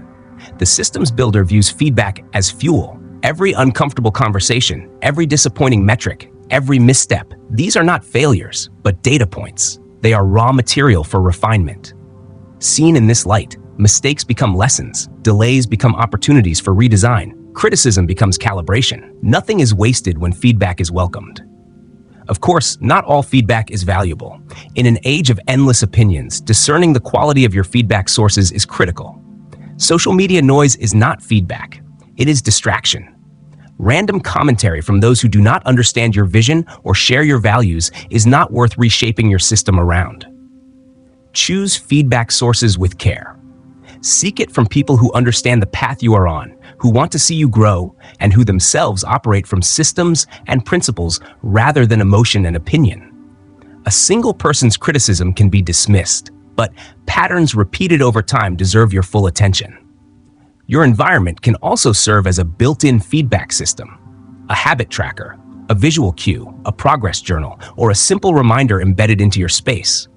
All of these become silent mirrors, reflecting whether your system is functioning as intended. When something is off, your environment should alert you. When something is improving, your environment should reinforce it. Build natural checkpoints into your routines so that feedback becomes normal rather than reactive. Do not wait until collapse to adjust. Make feedback part of the very rhythm of your life. The greatest long-term benefit of integrating feedback loops and course corrections is that your system becomes self-sustaining. You no longer need dramatic reinventions or periodic resets. Instead, you evolve continuously through small, intelligent adjustments. This is the quiet magic of iteration, the ability to improve steadily, refine constantly, and remain aligned without ever straying too far from your purpose. Course correction is not weakness. It is wisdom. It is proof that you are paying attention, that you care about your vision enough to refine it. Systems that ignore feedback become brittle, outdated, and irrelevant. Systems that embrace feedback remain alive, flexible, and enduring. They become trusted frameworks that carry you through every season of life. And now, as we transition, the next chapter will turn inward. Because no matter how well structured your systems are, they are still shaped by the most powerful system of all, the one within your own mind. Your beliefs, your self-talk, and your inner narrative silently determine the strength of every decision and the direction of every result. It is time to upgrade that system as well. Chapter 15, the system of self-belief. Behind every action you take, every habit you attempt to build, every goal you pursue, and every system you try to implement, there is one silent yet decisive force that determines whether you rise or whether you fall. That force is your system of self-belief. Before a routine is formed, before a task is completed, before a result is achieved, there is always a thought. And inside that thought lives a message about who you believe yourself to be, what you believe you are capable of, and what kind of life you believe you deserve. This inner dialogue functions much like an invisible operating system. Most people go through life unaware of the scripts looping endlessly inside their minds. They assume their struggles come from a lack of time, lack of resources, or lack of opportunity, when in truth, the greatest obstacle is often the unexamined narrative they carry about themselves. If that inner script tells you that you are destined to fail, that you are unworthy of success, or that growth belongs to other people but not to you, then even the best external systems will eventually collapse under the weight of that disbelief. Self-belief is not simply about confidence. It runs deeper than motivational slogans or positive thinking. It is about identity, about the fundamental answer you give to the question, who am I and what am I capable of? It shows itself in the way you respond to setbacks, in the words you whisper to yourself when things go wrong, and in the degree of responsibility you are willing to take for your results. People can build impressive external systems, habits, tools, schedules.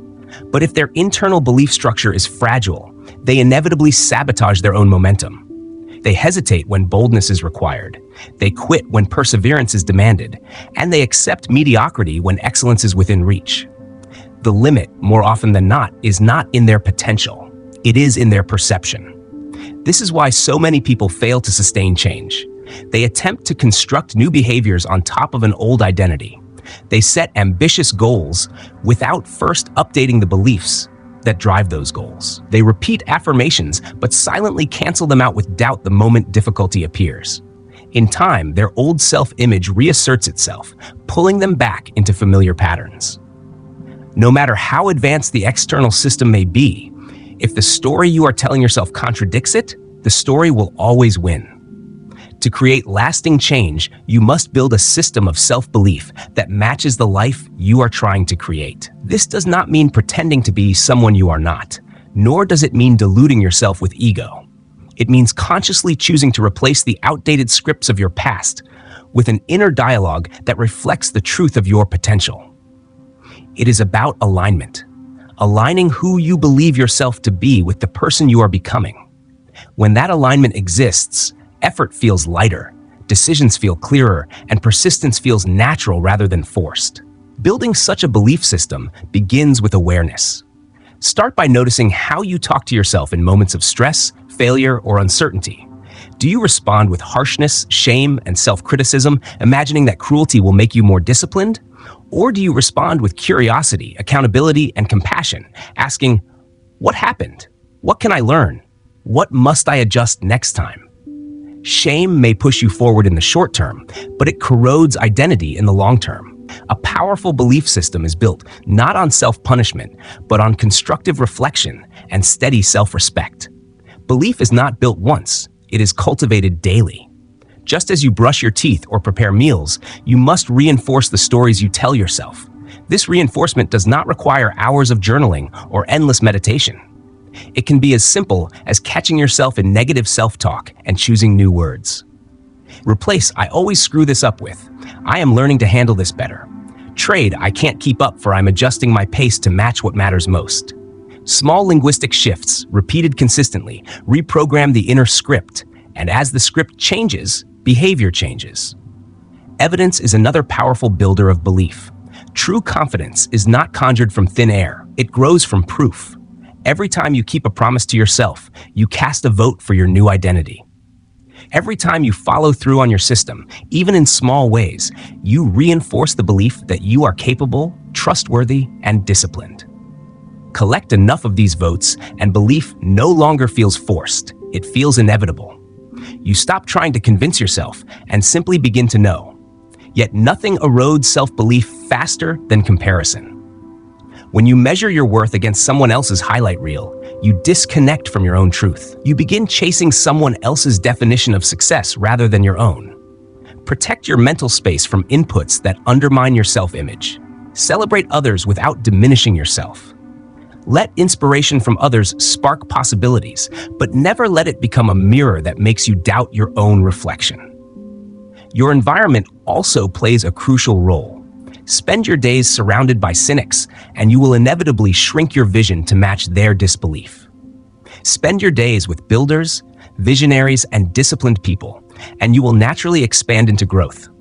You don't need constant praise. You need proximity to people who expect more of you, who encourage your process, and who reflect back to you the stronger version of yourself that you are striving to become. And remember this: belief does not require certainty. You do not have to know how everything will work out. You only need to believe that you will figure it out. That kind of belief is not arrogance. It is resilience. It is the calm confidence that even when the path is unclear, you trust yourself to adapt, to endure, and to continue building.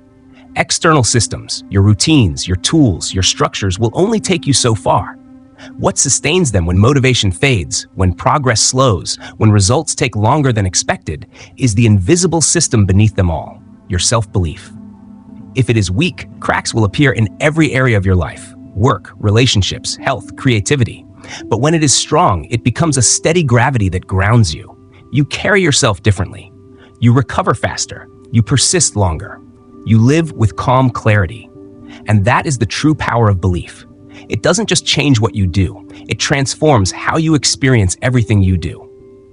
In the next chapter, we will explore how to extend beyond your own belief system by building structures of delegation, systems that free your time, expand your capacity, and allow your vision to grow far beyond what you could ever manage alone.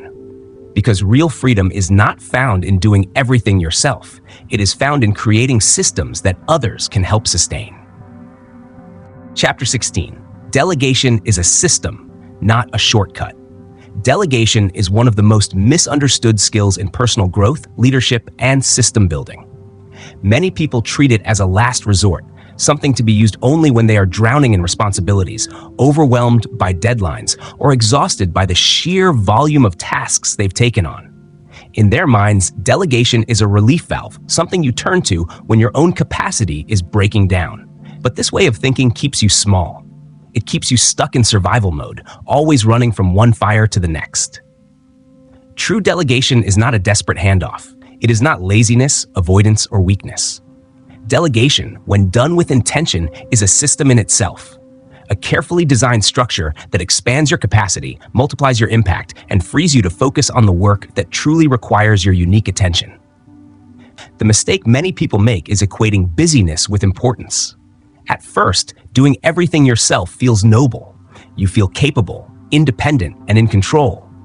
There's a kind of quiet pride in knowing that every detail runs through your hands. But over time, that pride turns into a prison. You stop being a visionary and instead become the bottleneck. The system becomes dependent on your presence, your energy, your decision-making. And when that happens, the system is no longer scalable, sustainable, or freeing. Instead of being the architect of growth, you become the limitation. The real shift happens when you stop seeing delegation as giving something away and start seeing it as building a machine that can run without you. Delegation is not the removal of responsibility. It is the redistribution of responsibility in a way that supports growth, strengthens systems, and creates leverage. When you delegate with clarity and design, you are not just asking for help. You are building a structure in which others can contribute meaningfully to a shared vision. Delegation is not about offloading what you dislike. It is about creating alignment between your highest value work and the contributions of others. The key to effective delegation is clarity, and clarity begins with systems. You cannot hand off chaos and expect order in return. If your instructions are vague, incomplete, or rushed, you are setting people up for failure. Systems create repeatability, and repeatability creates trust. Document what you do, why it matters, and how it should be done. Define expectations, timelines, and outcomes before passing responsibility. When someone understands not only the steps of a task, but the larger reason it matters, they care more deeply, take greater ownership, and deliver with more consistency.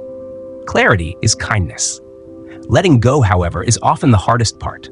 Many resist delegation because they fear that no one else will care as much, understand as fully, or execute as precisely. And in truth, at first, no one will.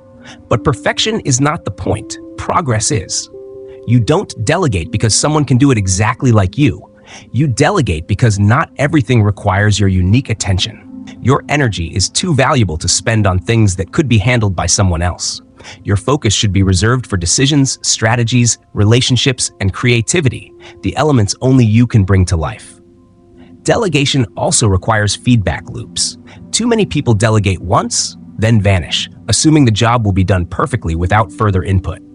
But delegation is not abandonment. It is a partnership. Build regular checkpoints. Offer guidance without micromanaging. Allow space for mistakes, learning, and improvement. When you review results consistently and constructively, trust grows in both directions. You trust them to deliver, and they trust you to support. Over time, that trust compounds into reliability, and reliability becomes the foundation of freedom. And delegation is not just for business or leadership roles. It belongs in every area of life. Household routines can be shared among family members.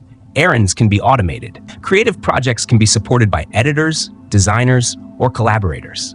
Even personal health can benefit from delegation through hiring a coach, nutritionist, or accountability partner. The point is not to avoid responsibility. It is to build a support system that allows you to direct your best energy to the places where it matters most. One of the hidden benefits of delegation is emotional bandwidth. When you try to manage everything yourself, your mind becomes a crowded room. You are constantly remembering what needs to be done, what you've forgotten, and what is falling through the cracks. That mental load becomes exhausting. Delegation clears the clutter. It frees mental space to think more deeply, to plan more effectively, and to rest more fully. It turns chaos into clarity. And clarity does not just improve productivity, it improves the quality of your relationships, your creativity, and your overall sense of peace. So how do you begin? Start by taking inventory. Write down everything you manage, from the smallest recurring task to the largest ongoing responsibility. Then, honestly assess which tasks truly require your unique skills and which do not. Be ruthless in this evaluation. Many tasks only feel important because you have always done them yourself. If a task doesn't require your insight, your creativity, or your decision-making, it belongs in the delegation pipeline. Next, identify channels for delegation. This might include team members, contractors, service providers, collaborative partners, or even automation tools. Start with low-risk, high-frequency tasks. Build trust. Document processes. As your systems improve, expand what you delegate.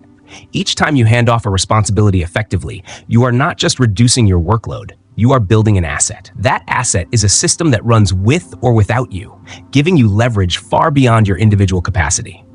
Delegation is not a shortcut, it is a skill. It requires patience, clarity, and consistent practice. At first, it will feel uncomfortable, but over time, it becomes one of the most powerful systems you will ever create. Every task you let go of frees time, energy, and focus for the work that only you can do. And when you begin to live from that place, you realize that true freedom was never about doing everything yourself. It was about designing a system where the right people, the right tools, and the right structures all work together to create something larger than you alone could ever build. That is the essence of sustainable growth. Delegation is not weakness. It is not laziness. It is wisdom. It is the recognition that abundance is never built on exhaustion. Abundance is built on systems, and delegation is one of its most essential pillars. In the next chapter, we will face a hard truth. Even the best designed systems will eventually break under pressure, complexity, or change. What matters most is not whether they fail, but how you respond in those moments. Because failure, when used properly, can become the foundation of a stronger, more resilient system. Chapter 17. When the system breaks, upgrade it. Every system you create, no matter how carefully it was designed, no matter how much wisdom or discipline went into its construction, will eventually face a moment of breaking. Sometimes this breakdown arrives quietly, like a slow leak you don't notice at first, a slight dip in efficiency, a creeping sense of fatigue, or the subtle weight of routines that once felt energizing but now feel heavy. Other times, the collapse is loud and undeniable, a missed opportunity, a crisis that shatters your momentum, or a complete failure of the structure you once trusted to carry you forward. In those moments, what defines your growth is not whether the system failed, but how you respond to the failure. Because systems are not monuments. They are not meant to be rigid or eternal. They are tools, living frameworks, designed to evolve with you. When a system breaks, it is not proof that you are weak, undisciplined, or unworthy. It is simply a signal, a clear message that something needs to be upgraded. The most common mistake people make when facing system breakdowns is personalizing the failure. They turn the structural collapse into a story about themselves. I must not be disciplined enough. I must not be motivated enough. I must not be focused enough. But the truth is this: most breakdowns are not about personal weakness. They are about structure. A system designed for one season of life is not automatically equipped to handle the next. Environments change, responsibilities shift, demands grow, and what once worked beautifully may suddenly feel suffocating or outdated. This is not failure. It is feedback. And feedback, if you listen to it, becomes fuel for transformation. Growth is the very thing that breaks systems. As you evolve, as your goals expand, and your vision becomes more nuanced, the frameworks that once served you can begin to feel like chains. The morning routine that once gave you clarity now feels like a cage. The workflow that once created order now drains your energy. What was once powerful can quickly become limiting if you cling to it beyond its usefulness. That is not a problem. It is progress. A system that no longer fits is evidence that you have outgrown it. The first step when a system begins to crack is not panic, and it is not brute force. It is pause. Step back and assess honestly. Where is the friction?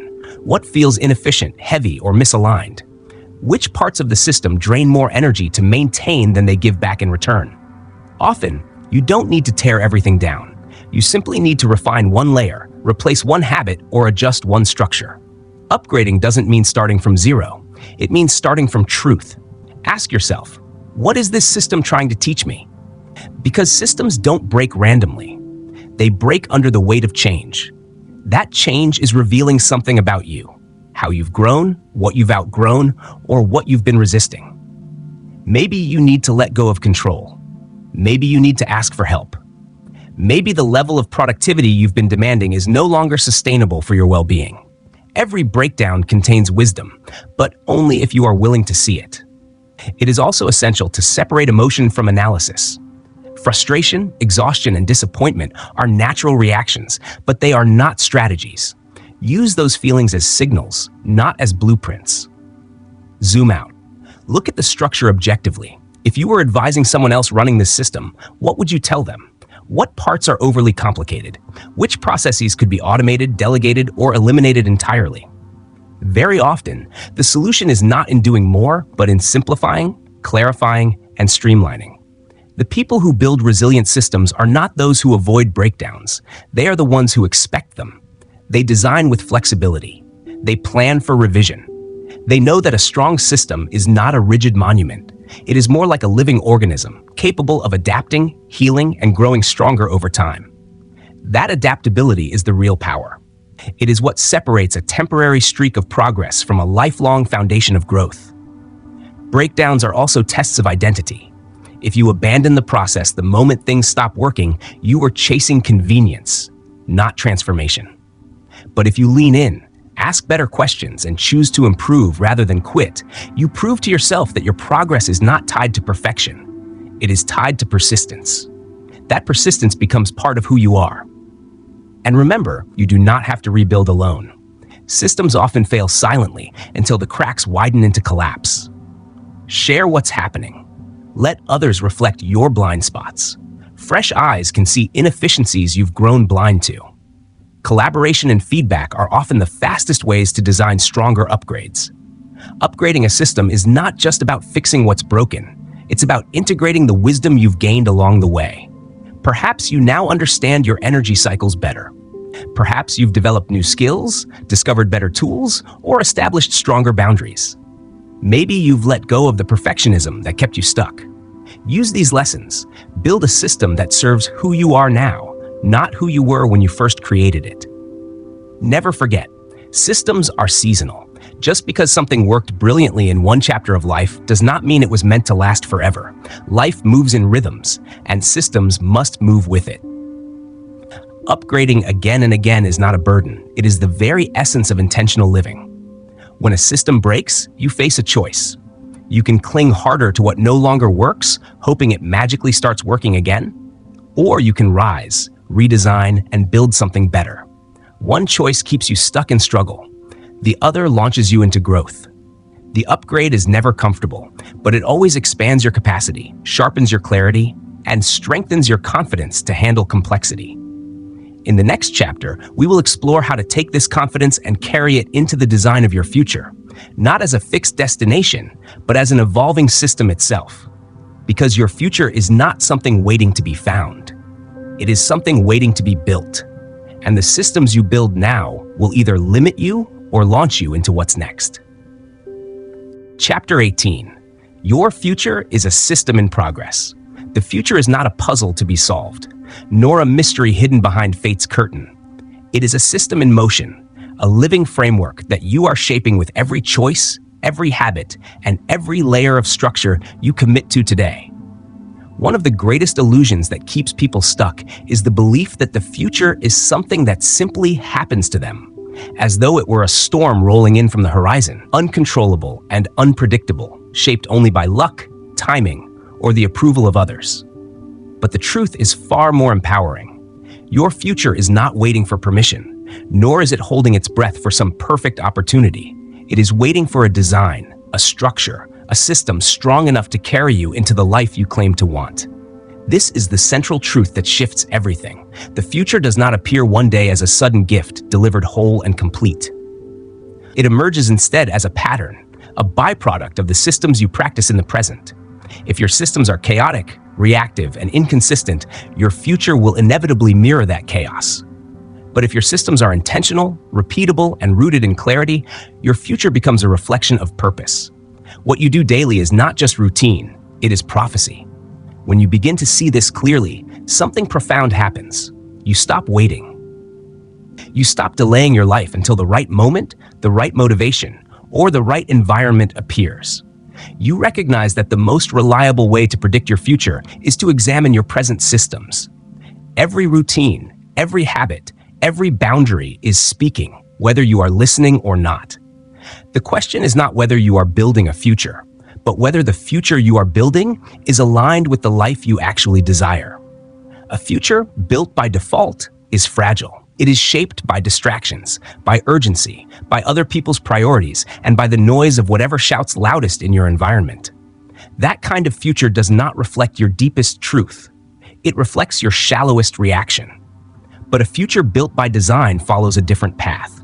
It is crafted from the inside out, shaped deliberately by decisions, and refined over time by reflection. The beauty of systems is that they don't rely on sudden bursts of inspiration or streaks of willpower. They rely on alignment. You create structures around what matters most, and those structures carry you forward even on days when motivation is absent. This requires letting go of the myth of sudden transformation. Breakthroughs are rarely lightning strikes.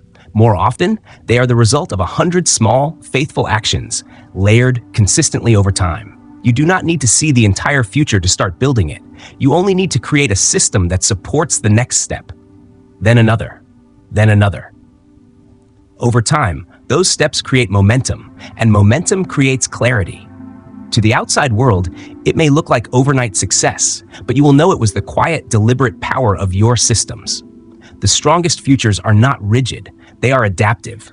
Life will change. Your energy will fluctuate, your priorities will shift, your season of life will evolve, and your goals will expand in ways you cannot predict today. A rigid system shatters under that kind of change.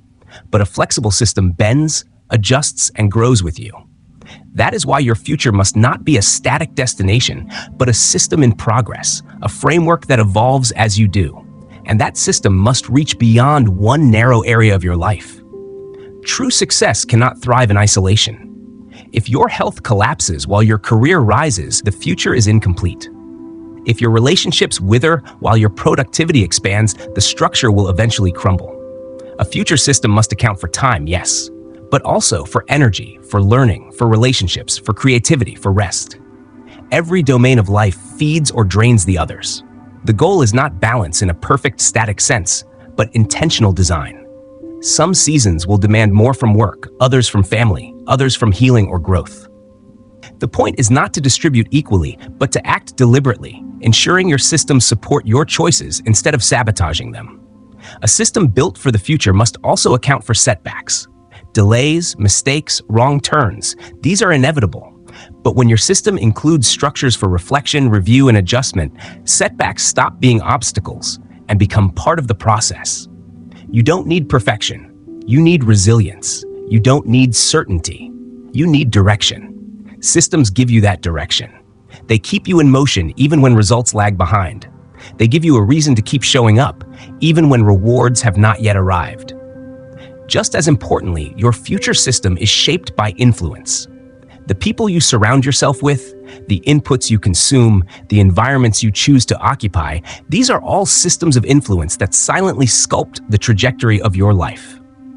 If your system includes relationships, conversations, and inputs that challenge you to grow, that fuel your creativity, that support your vision, you accelerate without forcing it. Opportunities appear not because they were absent before, but because now you are able to notice them. Vision alone is never enough. Everyone dreams, everyone desires, but few people are willing to translate vision into process. That is the dividing line between fantasy and future. Wanting is not building. Hoping is not planning. For your future to take shape, you must be willing to ask, what habits reinforce the future I claim to want? What boundaries protect it? What structures remove friction and decision fatigue so that I can move forward without burning out? Without these answers, the future remains locked in your imagination. The paradox is that while no one can predict the future with certainty, systems give you something far more powerful than prediction. They give you direction. They allow you to build forward through uncertainty. They create an inner trust that says, I may not know exactly how it will unfold, but I know I am moving toward it. That kind of trust is not blind. It is built through process. Eventually, the system itself becomes your source of confidence. You stop asking, am I enough? Am I on the right path? Am I falling behind?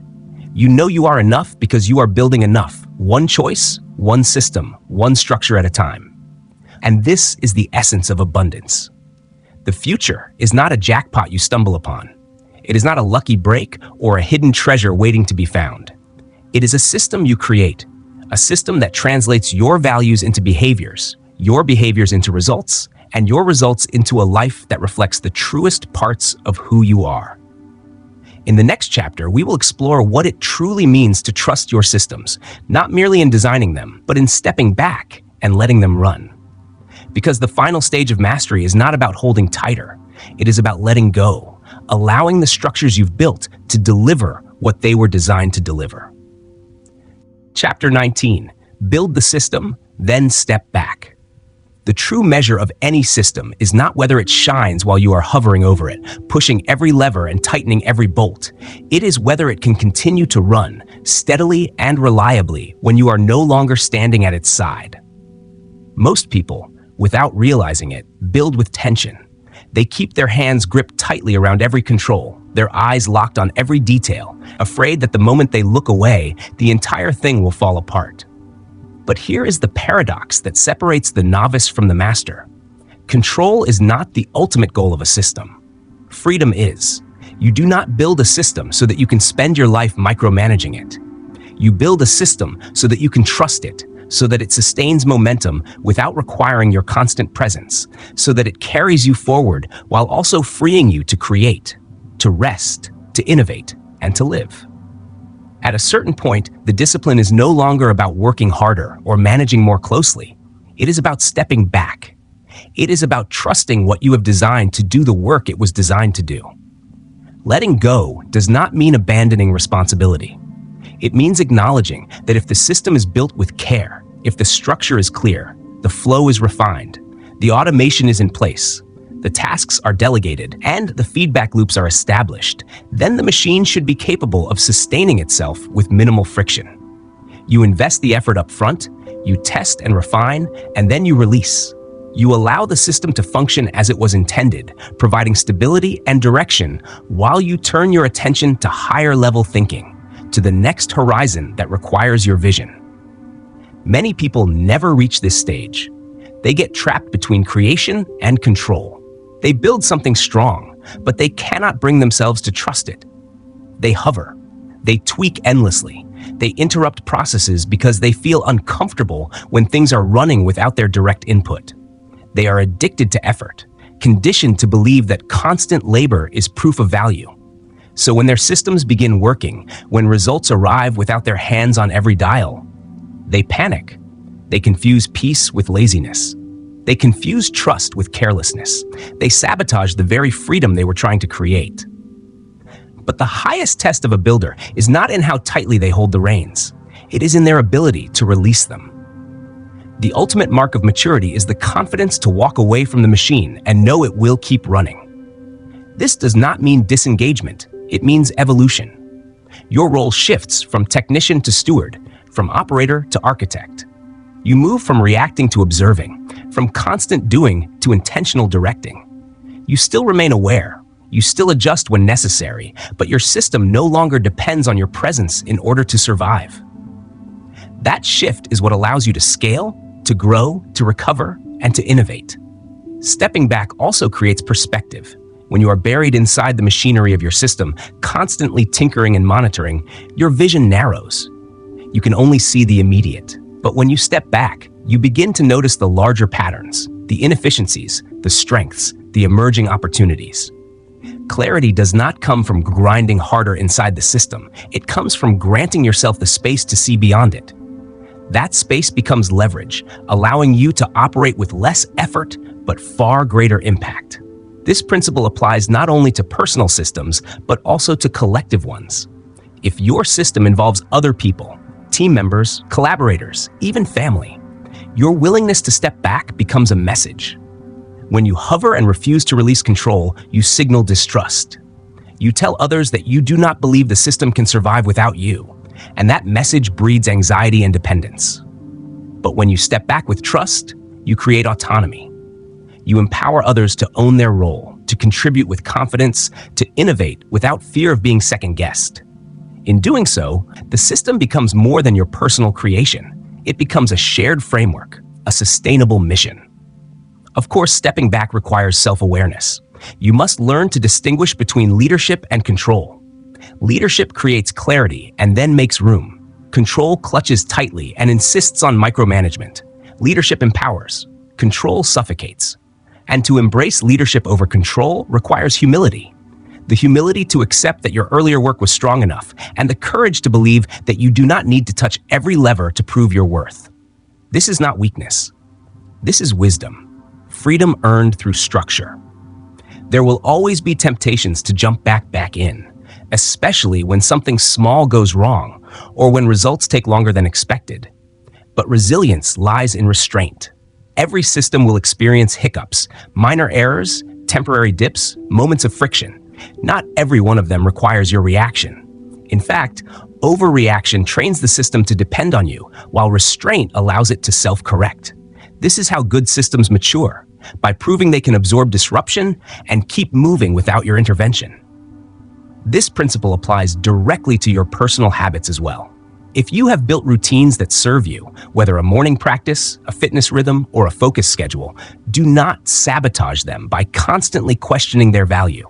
Trust the process. Let the rhythm carry you.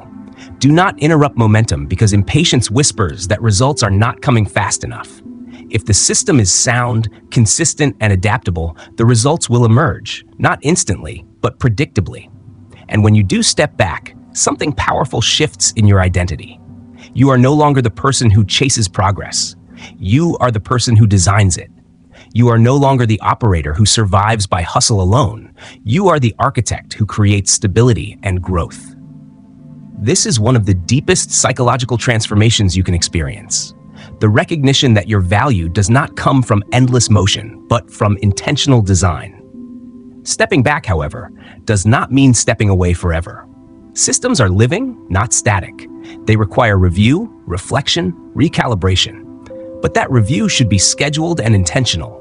Weekly assessments, monthly reflections, quarterly refinements, not reactive interference born of insecurity. By setting deliberate checkpoints, you keep the system alive without dragging yourself back into daily maintenance. You are not abandoning it. You are leading it from a higher altitude. This chapter is about surrender, but not the passive kind. It is strategic surrender, the wisdom to know when the work is complete and when more work would only interfere. It is the courage to give your system space to perform and to give yourself the freedom that structure was always meant to create. You did not build your system to live inside it like a prisoner.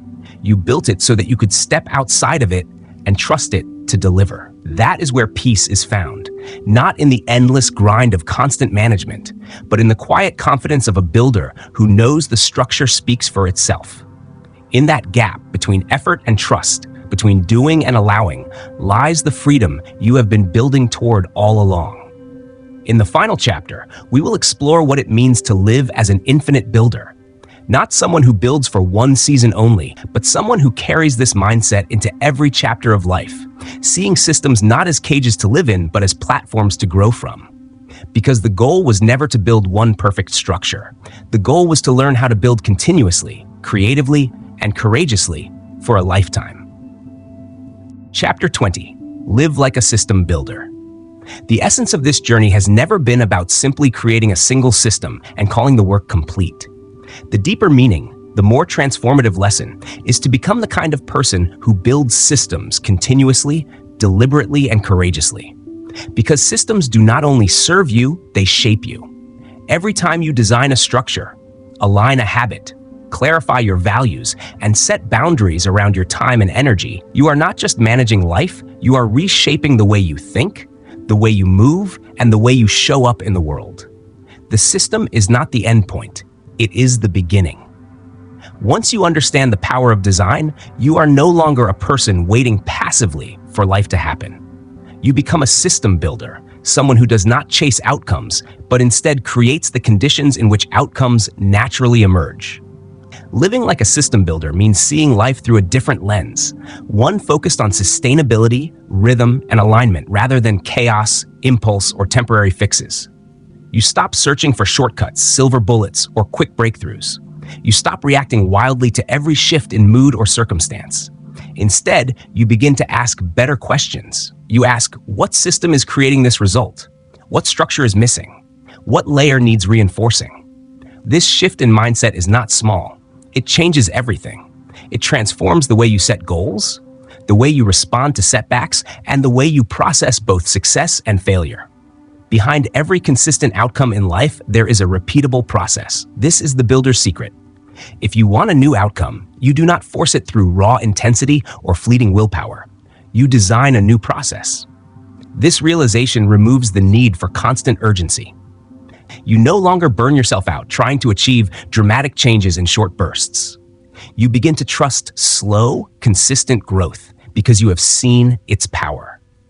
You have seen what happens when small actions compound, when habits are maintained, when boundaries protect your focus, when your energy is preserved through intention, and when your decisions are guided not by emotion, but by clarity. System builders are not dazzled by sudden breakthroughs because they know what those breakthroughs truly are, the visible tip of a long accumulation of small, consistent actions. They are not infatuated with the drama of overnight success because they understand that real transformation happens in layers, through steady design, through a patient architecture of choices that align with values. They build slowly, but they build well, and what they build endures. And in living this way, they reclaim their power. They stop outsourcing their destiny to luck, to circumstance, or to the approval of others. They stop waiting for someone else to discover them, to validate them, to rescue them. A system builder understands that their future is their responsibility, and no one else's. But this is not a burden. It is liberation. Because once you see that your future is not something to be given to you, but something you can shape, you stop waiting for permission and start acting with purpose. Your power no longer comes from the unpredictable hands of timing or fortune. It comes from your ability to build, to refine, and to rebuild whenever life demands it. This mindset also reshapes your relationship with time. You stop rushing because you recognize that urgency often breeds error, and impatience often destroys what consistency could have built. You become more present in your work because you no longer need immediate validation to prove that your effort has meaning. You trust the rhythm of your system. You show up, you execute, you let time do its work. Ironically, this approach often accelerates results, not because you push harder, but because you eliminate friction, avoid detours, and reduce wasted effort. And over time, you begin designing systems in more and more areas of your life. Perhaps at first you applied this way of thinking only to your work, your productivity, or your finances. But slowly, the system builder mindset seeps into everything. You start shaping how you rest, how you learn, how you recover, how you connect with others. You stop seeing the different parts of your life as disconnected silos and begin to view them as an integrated ecosystem. You see how energy in one area feeds or drains another. You recognize that peace in one domain strengthens progress in another. And you discover that true success is not winning in isolation. It is harmony across the whole. Living like a system builder means owning your identity. You are no longer chasing the image of someone else's success. You are creating a life that is fully aligned with your own values, your own goals, and the season you are living in right now. That identity becomes your compass. It informs your habits, your routines, and your choices. Instead of waking each morning asking, "What should I do today?" you begin asking, "What would the builder in me choose today?" That one shift reframes your entire relationship with action. No longer do you act out of pressure or fear. You act out of principle. This way of life does not erase emotion, but it gives you something steadier than emotion. It gives you rhythm. It gives you an anchor. When motivation fades, your system carries you. When doubt creeps in, your structure reminds you who you are. When life falls apart, you are not starting from scratch. You are making adjustments to a framework that is already strong. Mastery, you realize, is not the absence of struggle. It is the ability to keep building even in the middle of struggle, to refine the system while storms rage, and to remain aligned even when circumstances pull you off course. System builders are not perfectionists. They do not cling to flawless execution. They understand that no system is final. Every structure must evolve, must adapt, must be questioned. They are never too proud to rebuild what no longer serves them. They are not loyal to methods. They are loyal to results. And that loyalty makes them flexible, agile, unafraid of change. They do not need to be the most talented, the most gifted, or the most intelligent. They only need to be consistent. That consistency is their quiet superpower. And because of that, everything begins to flourish. Creativity expands because time and energy are no longer wasted. Health improves because routines are sustainable. Finances grow because actions are intentional. Relationships deepen because space for presence has been designed. None of this happens by accident. All of it flows from the steady, intentional practice of systemized living. A builder's life is not flashy. It does not shout with urgency or glitter with constant applause. But it is solid. It is grounded. It is free.